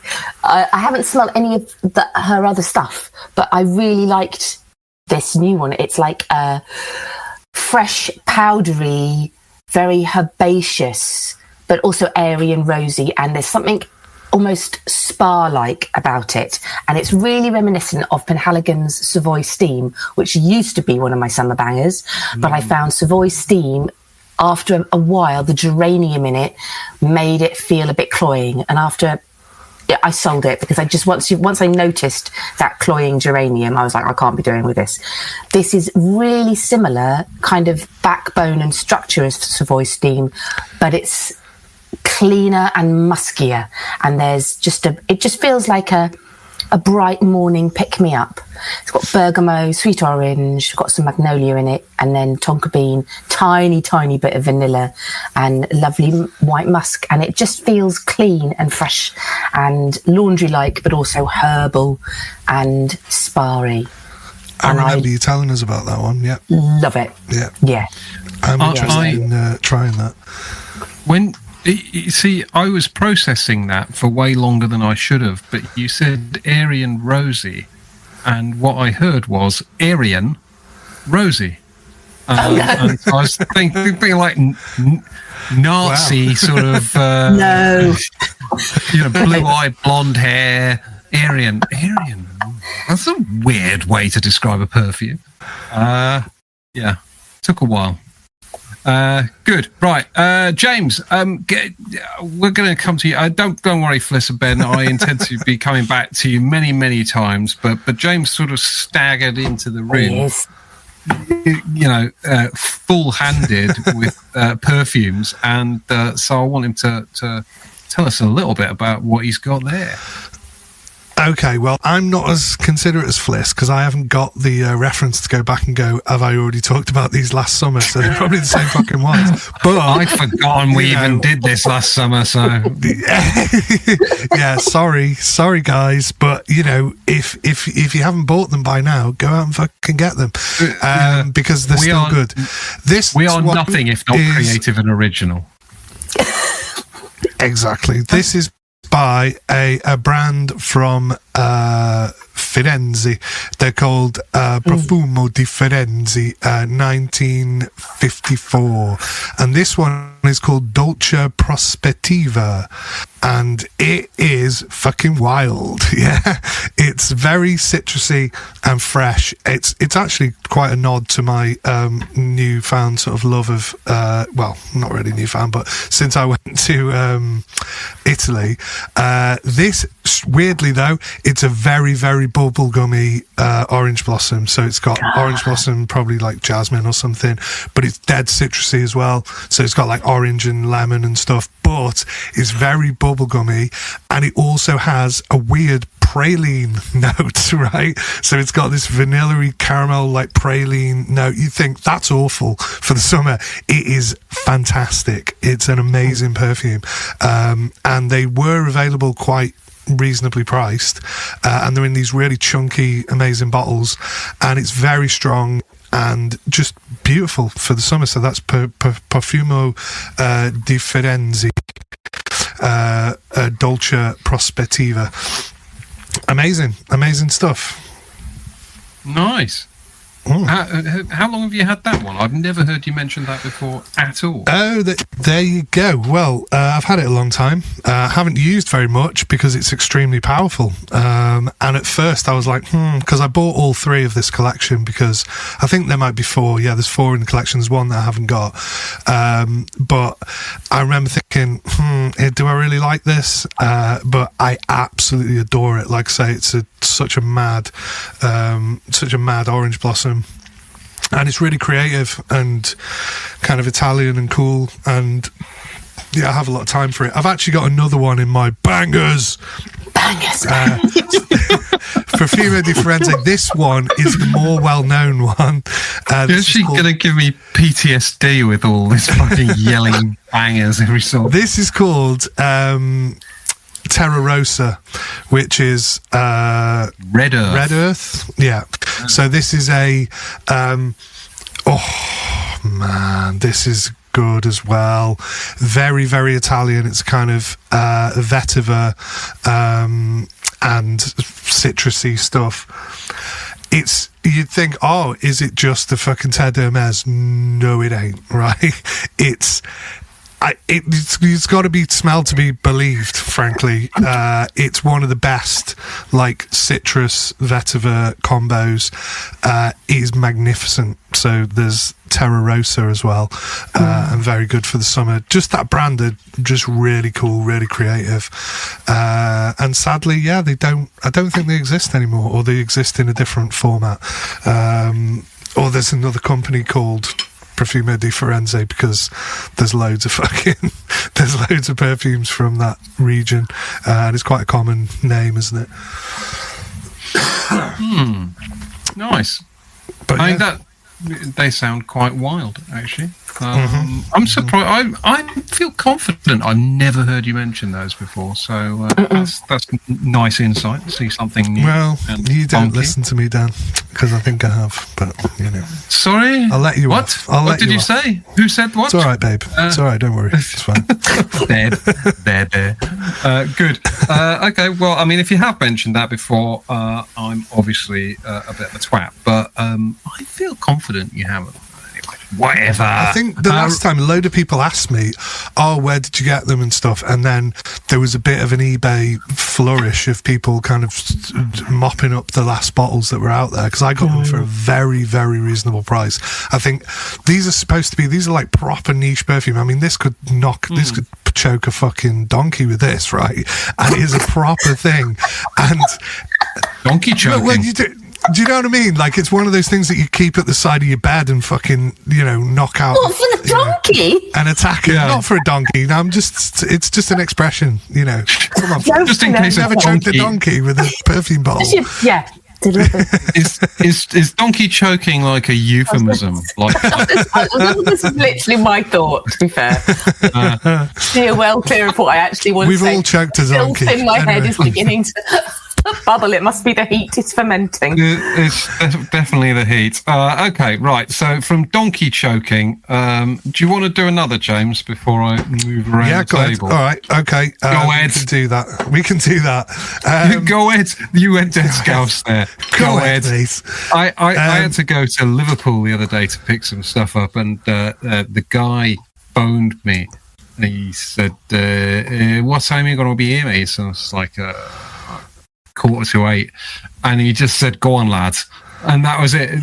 Go on, lads. Not like nice one or cool. Yeah, just go on, lads. It's fucking, honestly, it's just a different world, Liverpool. They just talk completely fucking differently to anyone else. Anyway, sorry. Go on, lads. Give us your perfume. It's because they're trying to keep shit out of their nose on the docks. Yeah. Anyway. That's it. We've been exploring a lot of themes on this. It's an educational podcast. So this one, I've definitely talked about this one before. This is L'Occitane. Oh, yeah.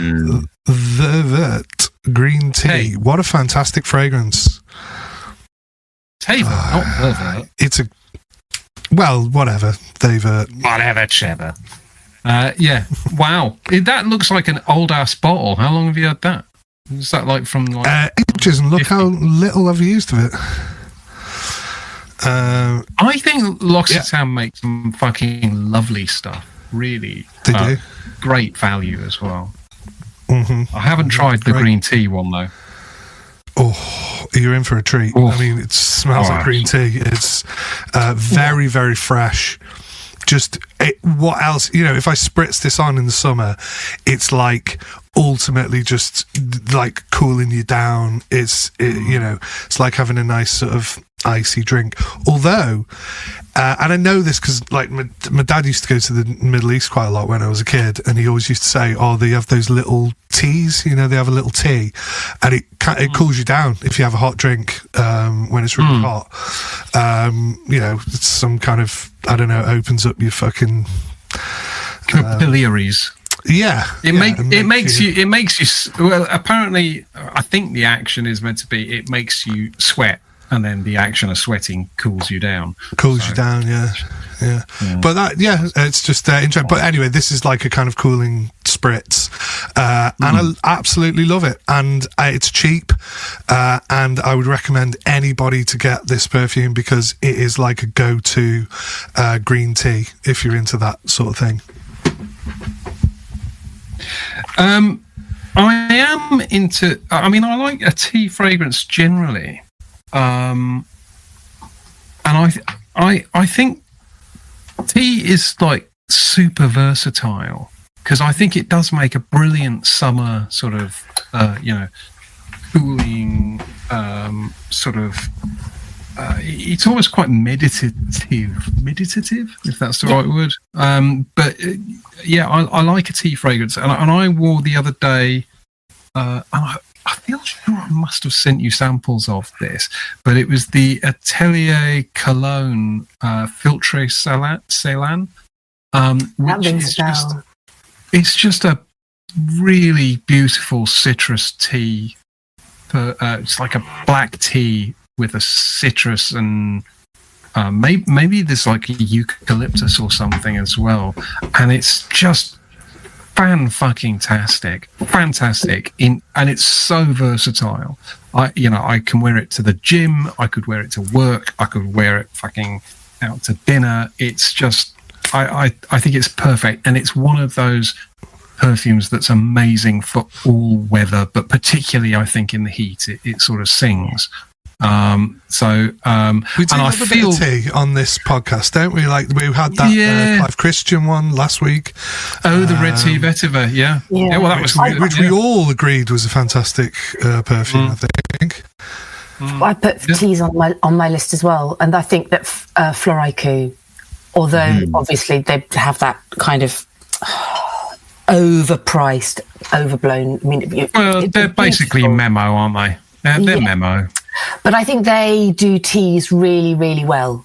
And I mean, they probably do teas from around the globe because he's a globetrotter. That would be my guess. He's trotting. I noticed that guy who runs that brand. He's a doctor, and he has a brand in the UK. Is it Rook Perfumes? Oh yeah, no, fuck him. I don't like. I stopped. Side note, but he posted some wild anti-Semitic fucking anti-Israeli nonsense, and I was just like, get fucked, mate. So I blocked the shit. I mean, there's something about him that I don't particularly warm to, but I think he's just made a fragrance called Tea Chest, and it's interesting that people of a certain age will remember tea chests just fucking being around. Like you had them in your garage. People just had tea chests. Like you don't really get them anymore. You probably have to go to fucking, Shoreditch or somewhere to some like place where they've got like refurbished ones that like you can fucking sit on and they're about 200 quid. Do you know what I mean? But like now it's like what the inside of a tea chest like smell like because it had little bits of tea left in it and stuff, and you could just get they were just a thing, weren't they? They were. A good tea, good cheapy tea is Elizabeth Arden green tea. And that is a very early Francis Kirk Jan. And I still think for the price, if you want a refreshing green tea, you can't do better. It's brilliant. Summer banger. No. I mean, teas are good. Bulgari, good cheap teas. Good teas are good. Do they? They love a tea note, Bulgari. You fucking love a tea note, them. Oh, they do. Their masculine perfume, I've always been meaning to buy it. Whichever one it is, it's just like a Pour Homme or something. There's maybe a black bottle one. It is amazing. It's so Is that so the one good. that looks like a hockey puck? No, not that one. No, that Pour Homme is a bit Soir. more. Are you talking about? Bulgari Pour Homme Soir is papyrus and black tea, and it's fucking gorgeous. It may be that one. Yeah. But their normal like line, like not even just the regular one, the Pour Homme, has like a citrus and tea. It's very, very good. Yeah. They do a whole tea line, don't they? They do the Rouge Tea. Was it?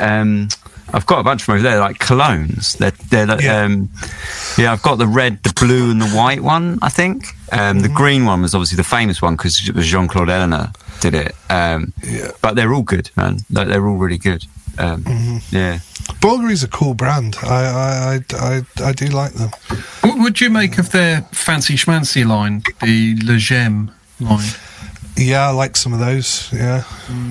They had there's a really great one which is discontinued now for reasons unknown, but called Malakios. Or Malakios, oh, fuck knows. Right. But it's got like that. So I'll tell you what it smells. It smells like Brute for men, but like just done really, really fucking nicely. It's like a sort of slightly aromatic shaving foam. It's fucking stupendous, and really masculine, really smooth and creamy. It's a great perfume. Do you know, just sorry to interrupt the flow of this lovely perfumes for summer, but I did try something this week that I've wrote, frankly, a fucking diatribe about. That sounds very out of character.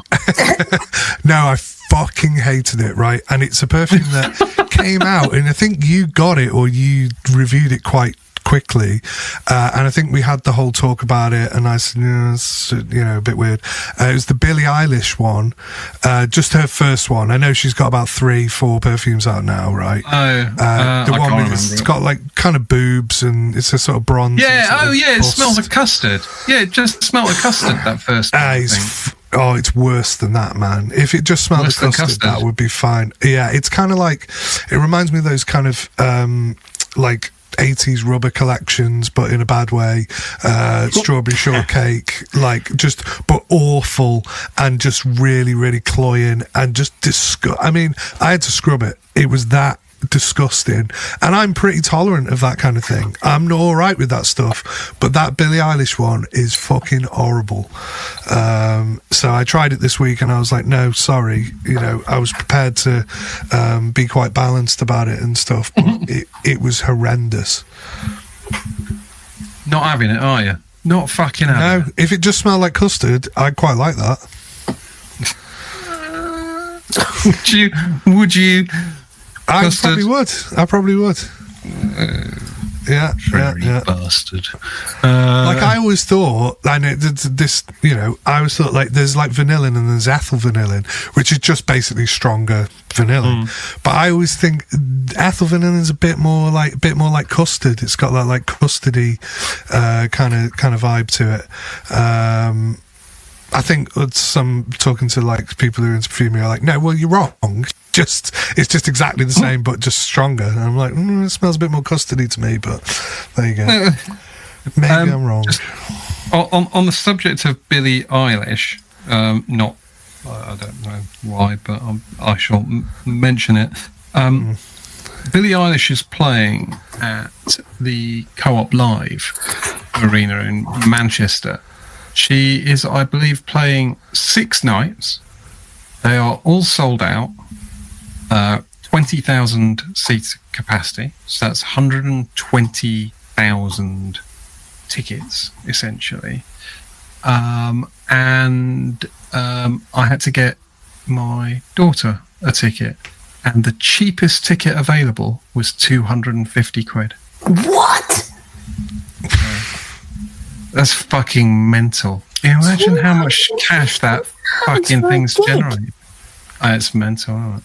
I just had to shell out 200 quid for the other one to see fucking Drake as well. I was like, this guy's a fucking nonce. And she wants to go, unbelievable. Wow. So, yeah, Billie Eilish coining it in, even if her perfumes are... I don't know if I have a lot of respect for people who have got such high ticket prices, or that's the cheapest ones available. Do you know what I mean? Well... I do lose respect. Yeah, I mean, are we allowed to say that. Drake's a nonce? just like, does that have to be cut? Because I just say allegedly. There, and it's done. Yeah, allegedly. Okay, and allegedly, there's a bit of twincest going on with Billie Eilish. No, I always say that with that brother. They've got a weird relationship. Oh yeah, he writes songs for me, and yeah, whatever. I always say I'm basically starting the rumor here. No, allegedly. No, she seems quite sweet, but her music's rubbish. But so you should probably just beep out every time I say Drake is a nonce. You can either beep out the word Drake or you can beep out the word nonce. But isn't it just that other rapper? Or I could put an echo on it, so you go, Drake is a nonce. Yeah, I wonder which word is going to get beeped out here. He's a child banger. Oh God! Sorry. No, we have to go. I have to leave now. Sorry, my planet needs me. Bye. So, oh God, right. Perfume, summer That's perfume. brought it back round. Okay. I'm going to click my heels 3 times and say summer perfume. Yeah. I think I mentioned your vetiver before the break. I think a vetiver is lovely for a summer as well, as long as it's clean. I don't like Encre Noir, for example. I would say is not a summer vetiver for me. Ben looks like he's about to disagree. Well, so no, I know what you're saying, because I wouldn't wear Encre Noir, but there are some vetivers that have that like real like dry earthy kind of thing going with them. Like I'd say like Hemingway by Mask Milano. I like wearing that in summer because it has this almost like arid desert kind of vibe to it. The leather kind of fucks it a little bit, but I don't know. I sort of feel like it has like a really hot arid desert, like safari. I don't know if it's Hemingway, so you instantly think like Africa safari, yeah, shooting elephants, but like it's or rhinos or whatever he did, but some sort of like animal, yeah, hunting big game, didn't he? Because he thought he made him a man, didn't he? But but no, like that I like, and that I think is a good summer thing. But it's not a fresh vetiver, but at the same time it definitely feels summery. So it's sort of dry, it's grassy, sort of arid. It works. I like it. Have you ever tried the Encre Noir Sport? Because when that first came out, I wrote a whole massive thing going, this is a fucking disgrace. How can you take like the most kind of dark, inky perfume that's supposed to be and then make a sport version of it? I mean, Fliss hates sport anyway, but it was the most biggest abomination of a sport. But I tried it. I quite liked it. I quite like it. I think it's wild, right? It's such a fucking misleading perfume, though, because I think anyone buying that, hoping for the full sport experience, they're going to get 10 minutes of sport and 10 hours of Encre Noir. And the pivot it sort of does after that kind of initial sporty freshness is just phenomenal. And I think anyone wearing that is just going to go, what the fuck is going on here? I think it's a brilliant con is what it is. It's like, that's a sporty perfume. Isn't that just Encre Noir wearing like a sort of Sergio Tacchini fucking tracksuit or something that's going to like whip off after? Exactly. Right. Warm up is over, lads. Off with tracksuit. Yeah, fucking man. Sport perfumes generally, though. Sport perfumes for summer. Is that a thing? Yes, it is. Look at how impressed Fliss is. Fliss looks like she's ready to fucking check right out. I think this is a sport, isn't it? Nice. Yeah, I think that whole range is great. They are. Well, not all of them, but they're mostly pretty fucking solid, actually. And for designer, what is essentially designer trash, right? In the nicest possible way. Sorry, we are talking about Prada Luna Rossa. Just the regular Luna Rossa. What am I talking about? It's great. Yeah, they're all good. Mostly all good. The Luna Rossa ones. I think is it Luna Rossa Carbon is like basically Sauvage. I'm not sure about that one, but a lot of them were very good and very enjoyable. Yeah. Yeah, I don't think Fliss would like them. That would be anything with that blue, scratchy, shower jelly top note that gets me at the back of my throat. Just makes me want to heave. No. What would you attribute your hatred of that genre to? Is that down to an individual, to a person and associations, or is there like a physiological thing where does it actually scratch your throat? Yeah, that blue shower gel, there's almost like a mustiness to the top of it that's just, I find it offensive. And you get it when you walk into like locker rooms or, gyms sometimes. It's so aggressively masculine without having any sense of sophistication. It's almost like the note that they put on the top to make anything more man. And I find it just A, annoying, and it does catch me in the back of my throat, but B, I just find it fucking boring.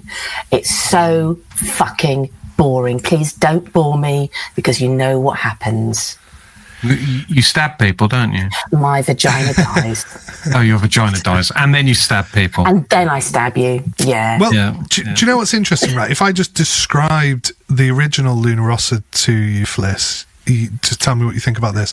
So it's kind of basically lavender, mint, and sometimes orange blossom. Like, my mate wears it, and he really smells of orange blossom. Yeah. I would try it because it's kind of salty as well. It's like salty sea. And Does it have that blue note at the top though? No, not really. I would say it's a pivot away from that. It's just that all of those sporty ones, anything that then makes them sound fresh.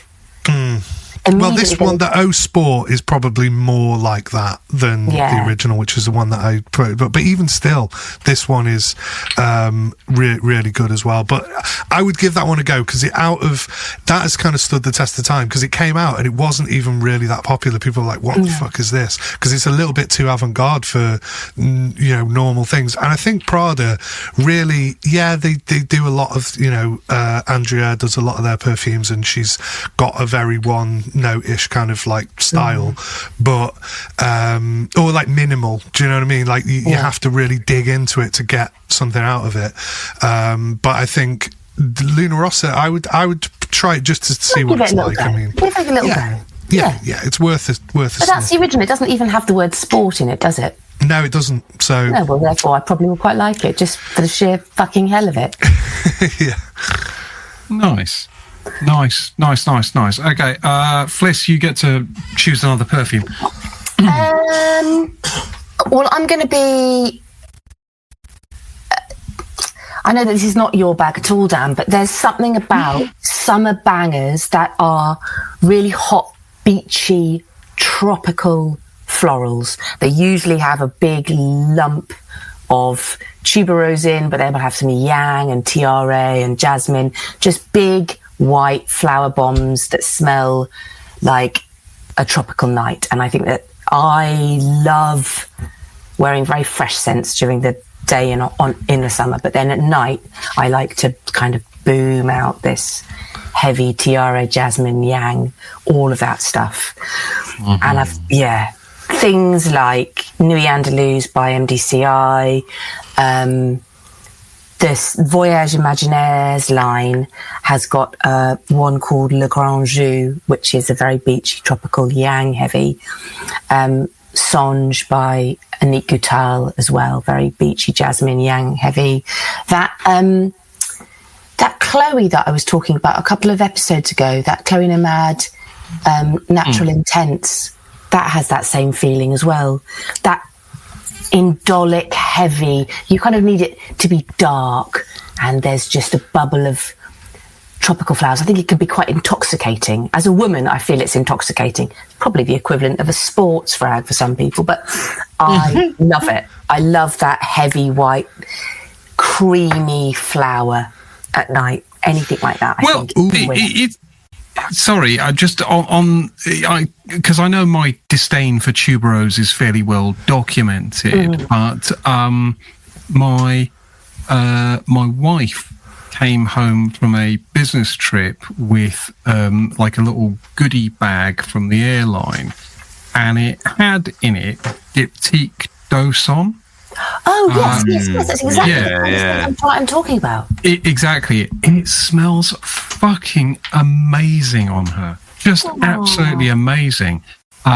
So it was the EDT in the bag. I bought her the Eau de Parfum. Eau de Parfum does not smell as good, so I need to get her the EDT now. But it really, for all my disdain for tuberose, smelled fucking brilliant. Really did. I think there is. I can understand your disdain for it. If you're wearing it yourself, maybe it's a bit much.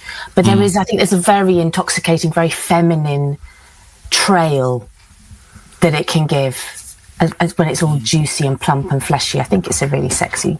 That genre is a very sexy smell. Reminds me of holidays as well. I don't need to wear a jasmine perfume at night at the moment, because I'll show you out the window, because they've got a jasmine bush. I don't know if you can see in my garden. There's a big, huge, next to that conifer, there's a fucking massive jasmine bush, right?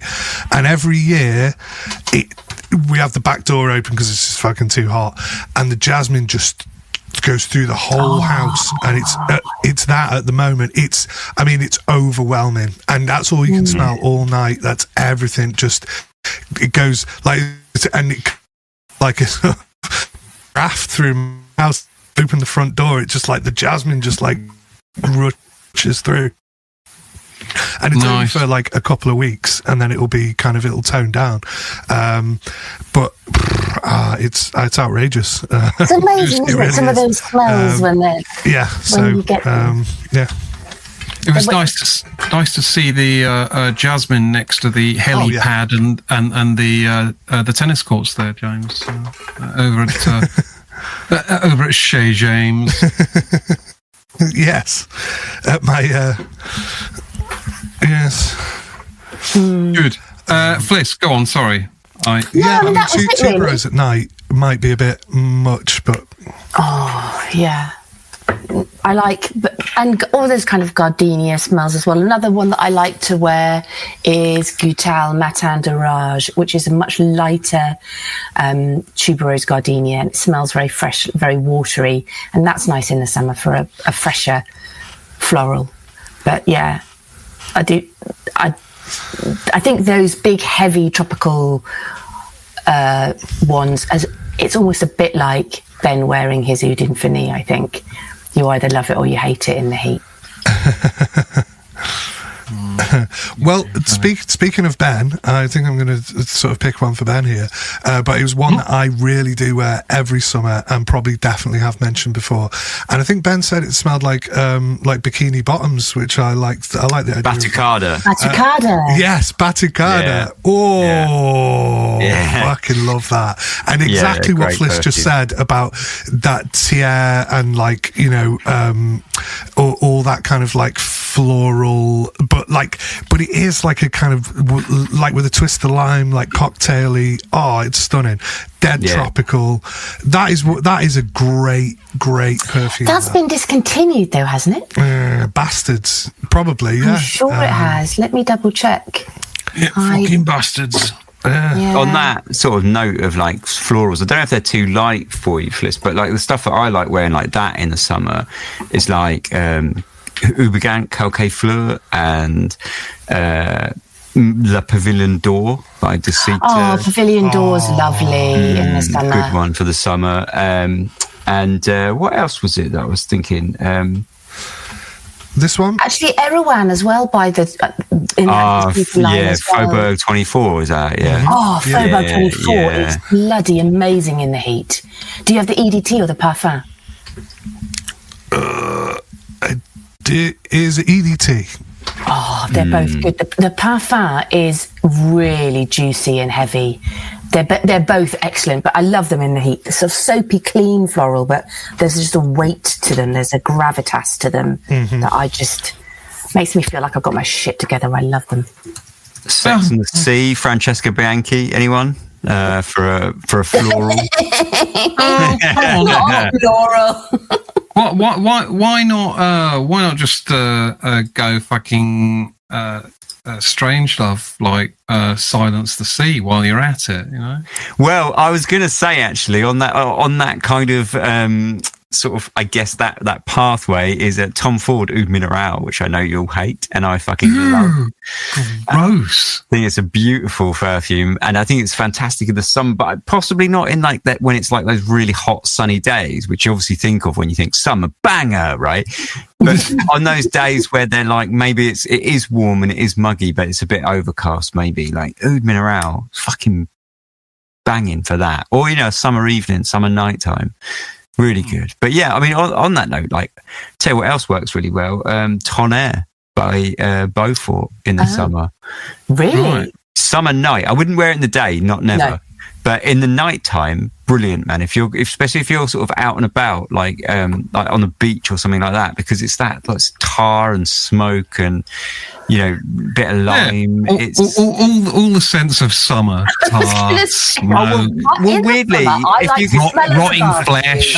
I want to smell like steak on a barbecue. No, if you think barbecue. about Brighton Beach, right? If you go down Brighton Beach in the summer, all you get is a smell of wood fires, campfires, people pissed up, like hanging out on campfires everywhere along the beach. So it does kind of like... It is the smell of summer. Yeah, it is the smell of summer, really. Like pissed up people sitting in front of fires on the beach.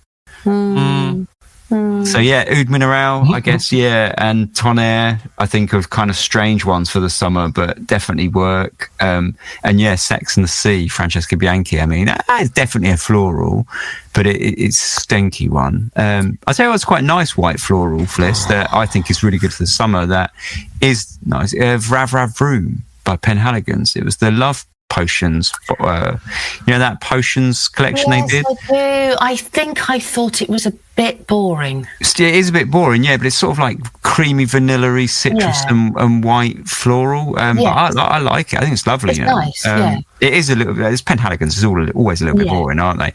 But I think it's nice, and in the summer it's nice because it's very bright. It's almost like fluorescent, you know. It's but it's nice. I like it. Yeah, but. Yeah, for white florals, I mean, they're all quite harsh going anyway, aren't they? Like in the summer, like they can be a little bit. They can be a bit much. Yeah, which is why I sort of. It's a fine balance, isn't it? There's a fine balance. There has to be at night. I wouldn't. There's a lot of those I wouldn't wear during the day at all, just because it's a lot. I like to be fresh during the day, and then I just heap on the heavy flowers. What about figs? Figs for summer? Because I tell you, a really good fig in the summer that I like, but it's slightly different from like your normal fig, is Yesterday's Haze by Imaginary Authors. Yes. And it's like a really kind of like stodgy, thick fig. It's not sort of like watery at all, but it smells great. It's really good sort of summer's evening perfume. Yeah, it's great. I quite like a fig. I think, obviously, the DS and Durga Debaser is a fantastic fig, but a sort of, I guess, a lesser known one is Perfume and Roma have one called Ichnusa, I think, or Ichnusa, I don't know, which probably means something to do with fig. And it's just a very pretty linear, pretty straightforward, slightly sweet, green, leafy fig, and it's fucking sensational. I mean, that really works sometimes, doesn't it? Like, because I the couple of the figs that I like are quite basic and minimalist as well. Molinard do a nice fig. Molinard. Molinard. Yeah. Yeah. And they're just fucking solid, and it's not too. Are they bangers though? I didn't put figs down on my list because one, we did them last episode.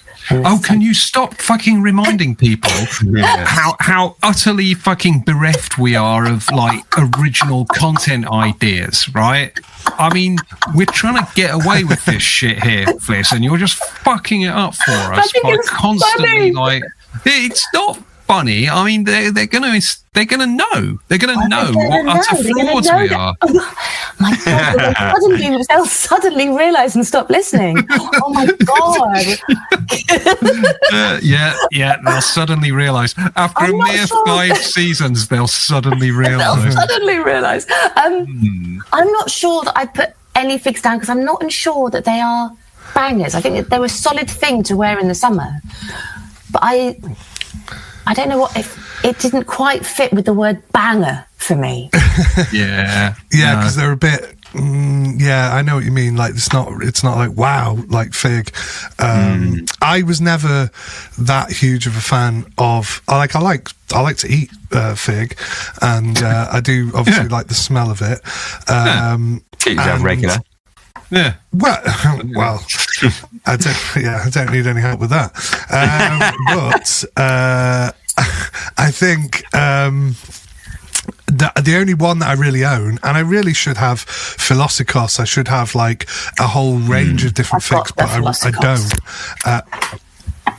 Because that is a really good study of a fig. It was kind of like it was the earliest sort of like release of that fig perfume, wasn't it? It happened kind of like in the early 2000s when suddenly there was Philosikos and Premier Figuer by L'Artisan Parfumeur, and the perfume is the same. It's Olivia Giacometti, and she did both of them, and then they suddenly became this ubiquitous fig thing. It had never been done before, and she did them both. Because people went, that's a cool. Philosikos was everywhere in the early 2000s, absolutely everywhere. And it was. You just went very Donald Trump there for a second. Did I? It never been done before. No, nobody knows.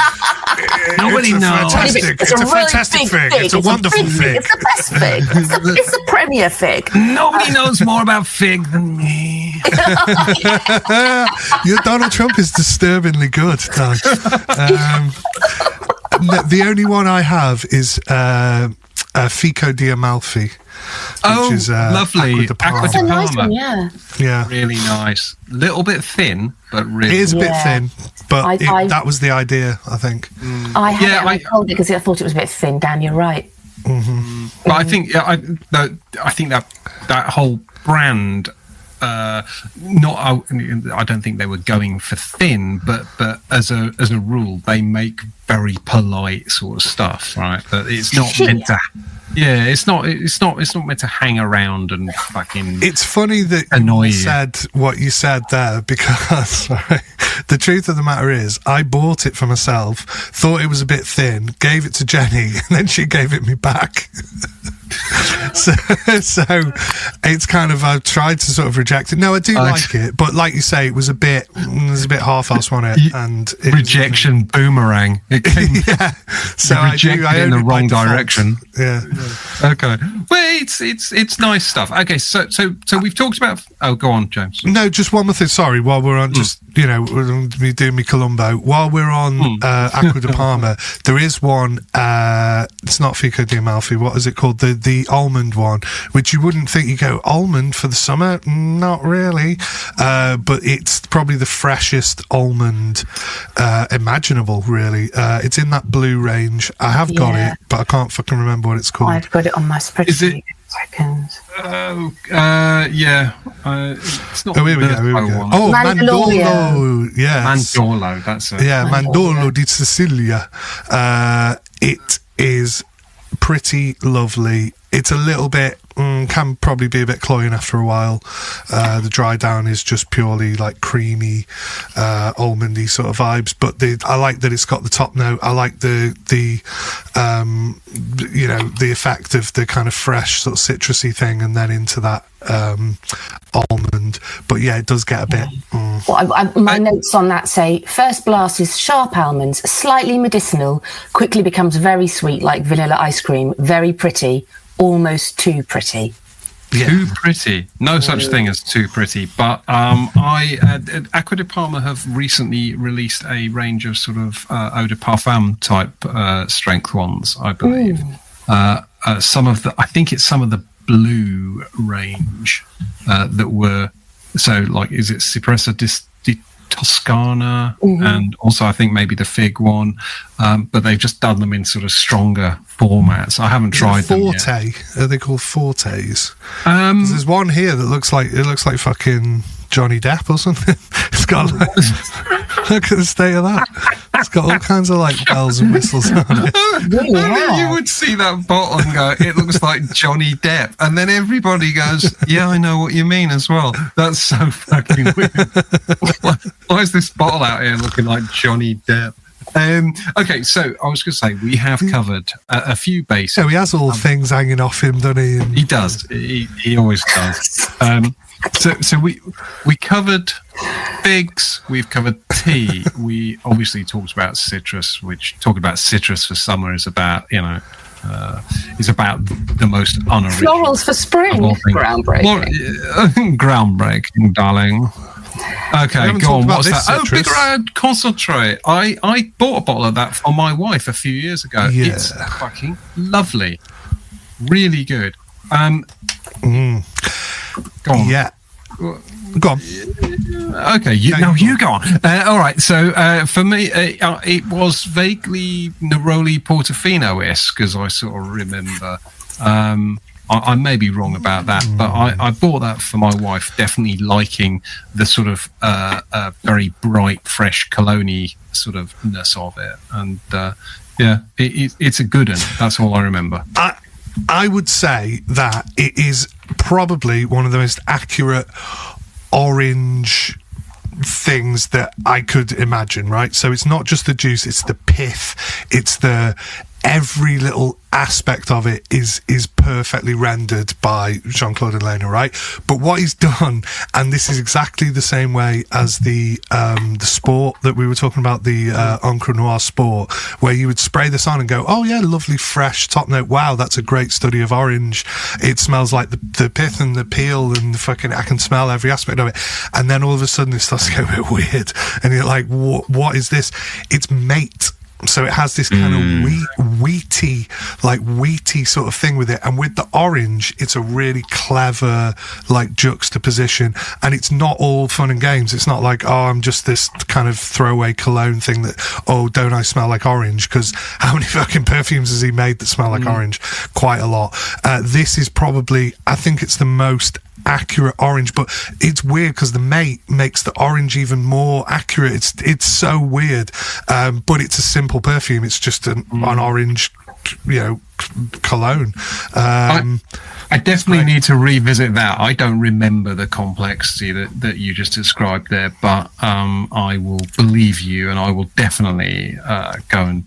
It almost behaves like vetiver, so it's kind of like replacing vetiver with mate instead. And once you've kind of smelled that mate, you can't stop smelling it, and it makes the perfume less fresh and just like, oh, it's just or. There is a kind of criticism that it's quite short-lived, and it is, because that's just sort of supposed to be what it is. But I think it's very clever for that reason. Nice. Well, I was listing all the things we covered, but I can't remember them all. So I'm going to ask you instead. I'm pretty sure I did ask this a year ago when we did this episode, so you're going to have to try and think of something new. But you're going on your holidays to somewhere sunny, because God knows the fucking sunshine around here is not going to last any more than a couple of days. What are you packing in your bag? Ben, what are you packing for your summer holidays? What, like just one perfume? You can pack as many as you want. I mean, normally I take about 4 or 5 for a week, but you can pack one. You're more of a one perfume kind of guy, I guess. I would pack Nisaba Provence. Nice. You definitely didn't say that last year because it didn't exist. Yeah. Testita Le Pavillon d'Or. Nice. I would take. This is a bad one. L'Eau de Issy pour Femme.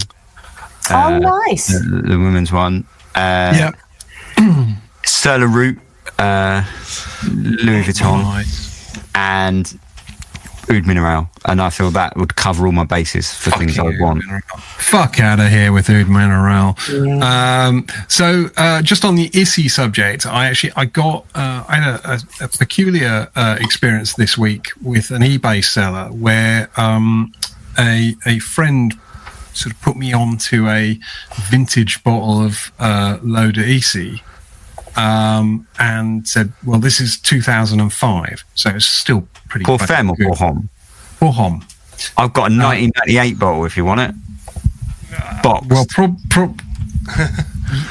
yes, I probably do. Well, do you want mine? Well, hang on. So anyway, price war. Come on. I bought this 2005 bottle, and anyway, I then had a message a couple of days later saying, sorry, posted you out the wrong one.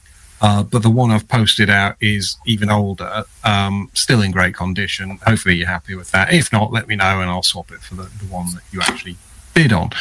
And so that one turned out to be a 2002 one.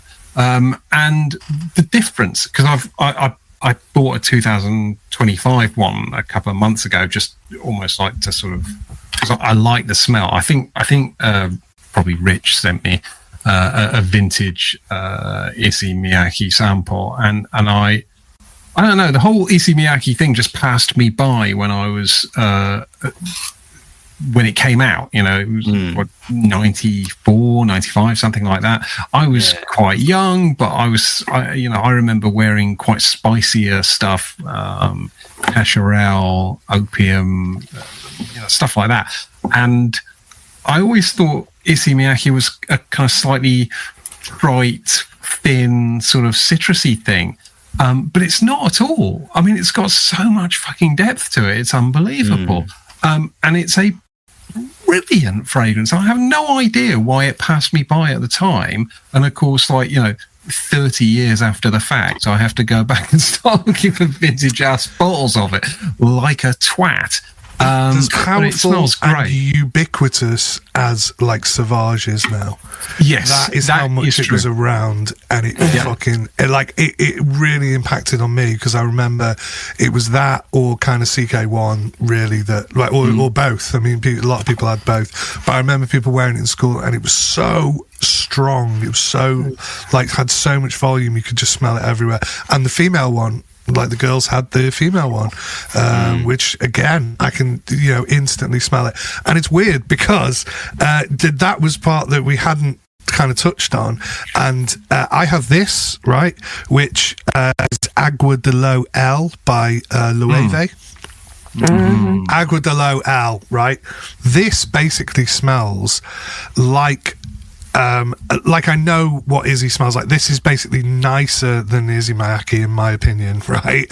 And it kind of smells like all those things that you thought, CK1 or CKB, or maybe Polo Sport and stuff like that. All these things that you thought they smell like, this is just nicer. It's kind of like a sort of citrusy, fruity kind of version, but it has that cologne 90s kind of feel about it. It came out in the 2000s, this, but this Agua de Lo L, it's my favorite. So it's along those exact same vibes, but for me, this is I smell it and I go, wow, that's the pinnacle of that cologne molecule kind of thing.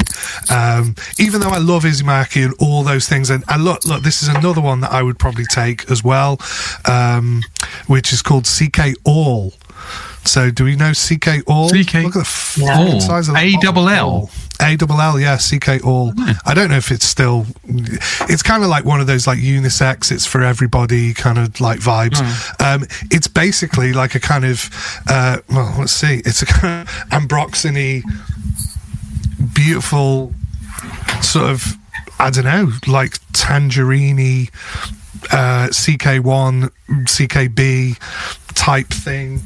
Just, it's really nice. Yeah. So there's that as well. So just things like that kind of almost nod to the 90s, but they're from, recent times. So they're still kind of harking back to that fresh 90s vibe. But that doesn't even really seem to be that popular anymore, because there's other things that have superseded it, Okay. I mean, I feel like we should probably go. I feel like we've probably done an episode on sort of the designers of the 90s and 2000s. Oh, we did, and it was massively popular.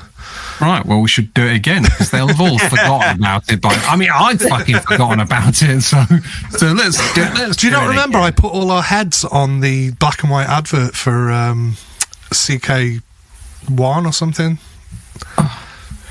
I guarantee I stuck my heads on things. I can't remember why I had for fucking dinner, mate. The idea that I could remember something a year ago is preposterous.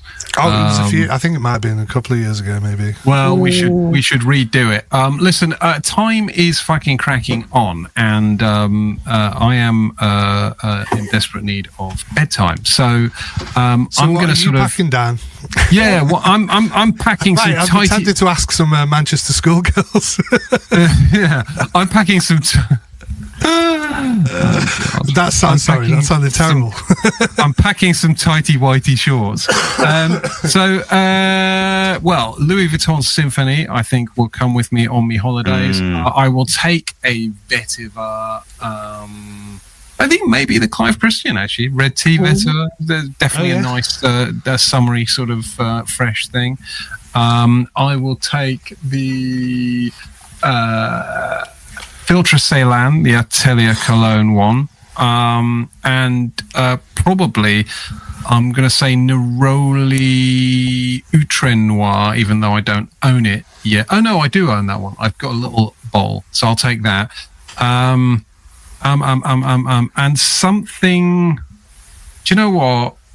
I'm gonna take Grove Anemone with me. You know, the one we talked about last week, because I think, I think it's such a lovely, versatile thing. It works in all conditions again, and I used their shower gel tonight.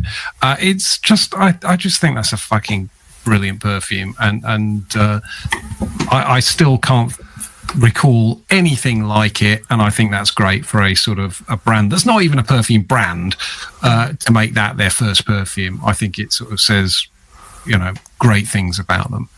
So that's what I've got. Right, Fliss, what have you got in your holiday? Have we covered you? My holiday bag is Ninfeo Mio by Goutal, which is like a fig but with tomato leaves. It's quite green and crispy. Sounds like a plate of food. Yeah. Verdant by Eau de Bougie, which is a really bright neon green that I'm really enjoying. I smelled that a while back, a couple of weeks ago. Yeah, that's good. I've been wearing it a lot for work, and I get complimented every single time. Judging by the... Oh, sorry, go on. No, that's the candle brand, isn't it? Eau de Bougie. Yeah. I did try that yonks ago. Brandon sent me the three. I think there are 3 perfume samples, and they're all by what's the name on? Pierlong. Yeah. I work for them, apparently. Do you? Oh, yeah, of course you do. Yeah. Clumsy Shilling or something. I thought they were okay. I didn't love any of the perfumes, to be honest. This is the only one I own, and I didn't think that I loved it, and it's really grown on me, and it's really bright and juicy and green. Anyway, I'm taking that. Playa Linda by Chronotope, because it is my ultimate sandy, salty. Said that last year. I know. Still packing it though. Still packing it. He only knows because you reminded him earlier. He doesn't. Yeah. Yeah. Sorry. I'm now pretending to fucking know what I'm on about, but of course, all I've done is I've listened carefully to what other people have said and then repurposed that knowledge as my own, thereby sounding more intelligent than in fact I am. That's how it works, isn't it? Well, I've built a fucking career out of that, mate. So, Selmarine by Healy, which she talked about the new Karen Timson Cote de Vermeil, because I'm wearing that sample up, and if I was going on holiday next week, I'd want to smell some more of it, so I'd take that with me. And then Nuit Andalouse by MDCI, which is a big thick white floral bomb for evenings. Is it a banger? It's a banger. Banger. James, you threw a few at us. Were there any more you wanted to throw in your holiday kit bag? I will throw a few more, but I was just going to say to Fliss, Ninfeo Mio, did you find that the dry down of it, the base, is actually quite ambery for something that seems like this throwaway kind of? It's almost like it's like petitgrain and fig and like whatever, and then there's actually loads of like resins underneath it. I think it might be galbanum or something. It's got a bunch of galbanum in the base. It's so much more substantial than. Substantial. It seems, that it initially seems, and I love wearing it first thing in the morning. That all of that bright citrus really wakes you up, but then by lunchtime you're smelling of something completely different. Totally different. Yeah, it has a beautiful storyline. Again, Camille Goutal and Isabelle Doyen, scenting my life. Did you get any chance angels. to talk to them about any specifics like that, or were you just like, not worthy? I was a little bit not worthy. I talked a bit about how they felt about things. Obviously, Goutal has changed hands again, and it's changed hands 2 or 3 times now. Mm-hmm. And they've a load of their stuff has been discontinued. And so we talked a bit about how they feel about stuff being discontinued. Right. And we talked a little bit as well about reformulation. We're not going to talk about that now because I think Dan is wanting to go to bed. Look at his little... Oh, no. Sorry, right. Okay, so did that show? Let me just pop a couple in my bag. So this one that I briefly talked about before, so that is Grey Vetiver by Tom Ford, which is just my go-to, like, you know, it's kind of soapy vetiver, but like it has loads to it. And I would maybe take this. Do you know what that is? That is Mugler Ultra Zest. Ultra Zest, that's it. I don't remember what it was called. It's kind of like a creamy... Is that why you were holding it? Does anyone know what this is called? Please, someone fucking know what it's called. It's a kind of lovely... Again, it's got an orange note, whereas like Bigarade Concentré was like, oh, it's this great study of an orange and it smells like the pith and everything. This doesn't. This smells like a kind of cheesy Fanta fizzy orange, like total fucking bullshit. But then it has this lovely, like, vanillic, creamy sort of base kind of thing, almost like if you had like an orange flavored mini milk. I know that's not a thing, but like that kind of like popsicle-y. Yeah, it should be. That would be really nice. But it's sort of creamy. It's really good, this perfume, really good. And it's people pay a fucking fortune for it now. People pay an absolute fortune for that. It's like fucking 400 or 500 quid or something. I'm like, I still like it enough not to sell it. I didn't mind that one, but the fucking the mint one. That's an abomination. Absolute abomination. Crypto mint can get too far. Oh, that can get in the fucking sea. Okay, get in the sea. Right, is that your holiday bag complete, Jones? That's it. That's it. Mm-hmm. That's it. Oh, Fliss wants to go to bed. He buys too. All right, listen. I'm gonna think of something exciting to say in just a moment. No, I'm not. No, I can't think of anything good to say even. It's been an absolute riot discussing summer perfumes. I love the idea of summer bangers, and I think us doing a top 10 summer bangers, creatively, it's the fucking apex, right? We've reached the pinnacle of creative content. And the fact that we did it only a year ago as well sort of really only says that Les Oderants are continuing to operate at the forefront of creative thoughts, the cutting edge of the perfume industry, and other content providers can really only aspire to be as good as us. So we will be bringing that same level of creative fucking genius. Say genius. Genius. Yes. I was going to say death. But yeah, the same level of creative genius will be back with you in 2 weeks. Until that time, you fucking, I don't know, go and smell some perfumes or something. We'll be back in 2 weeks with another episode of Les Oderants. Until then, bye. Bye. Bye.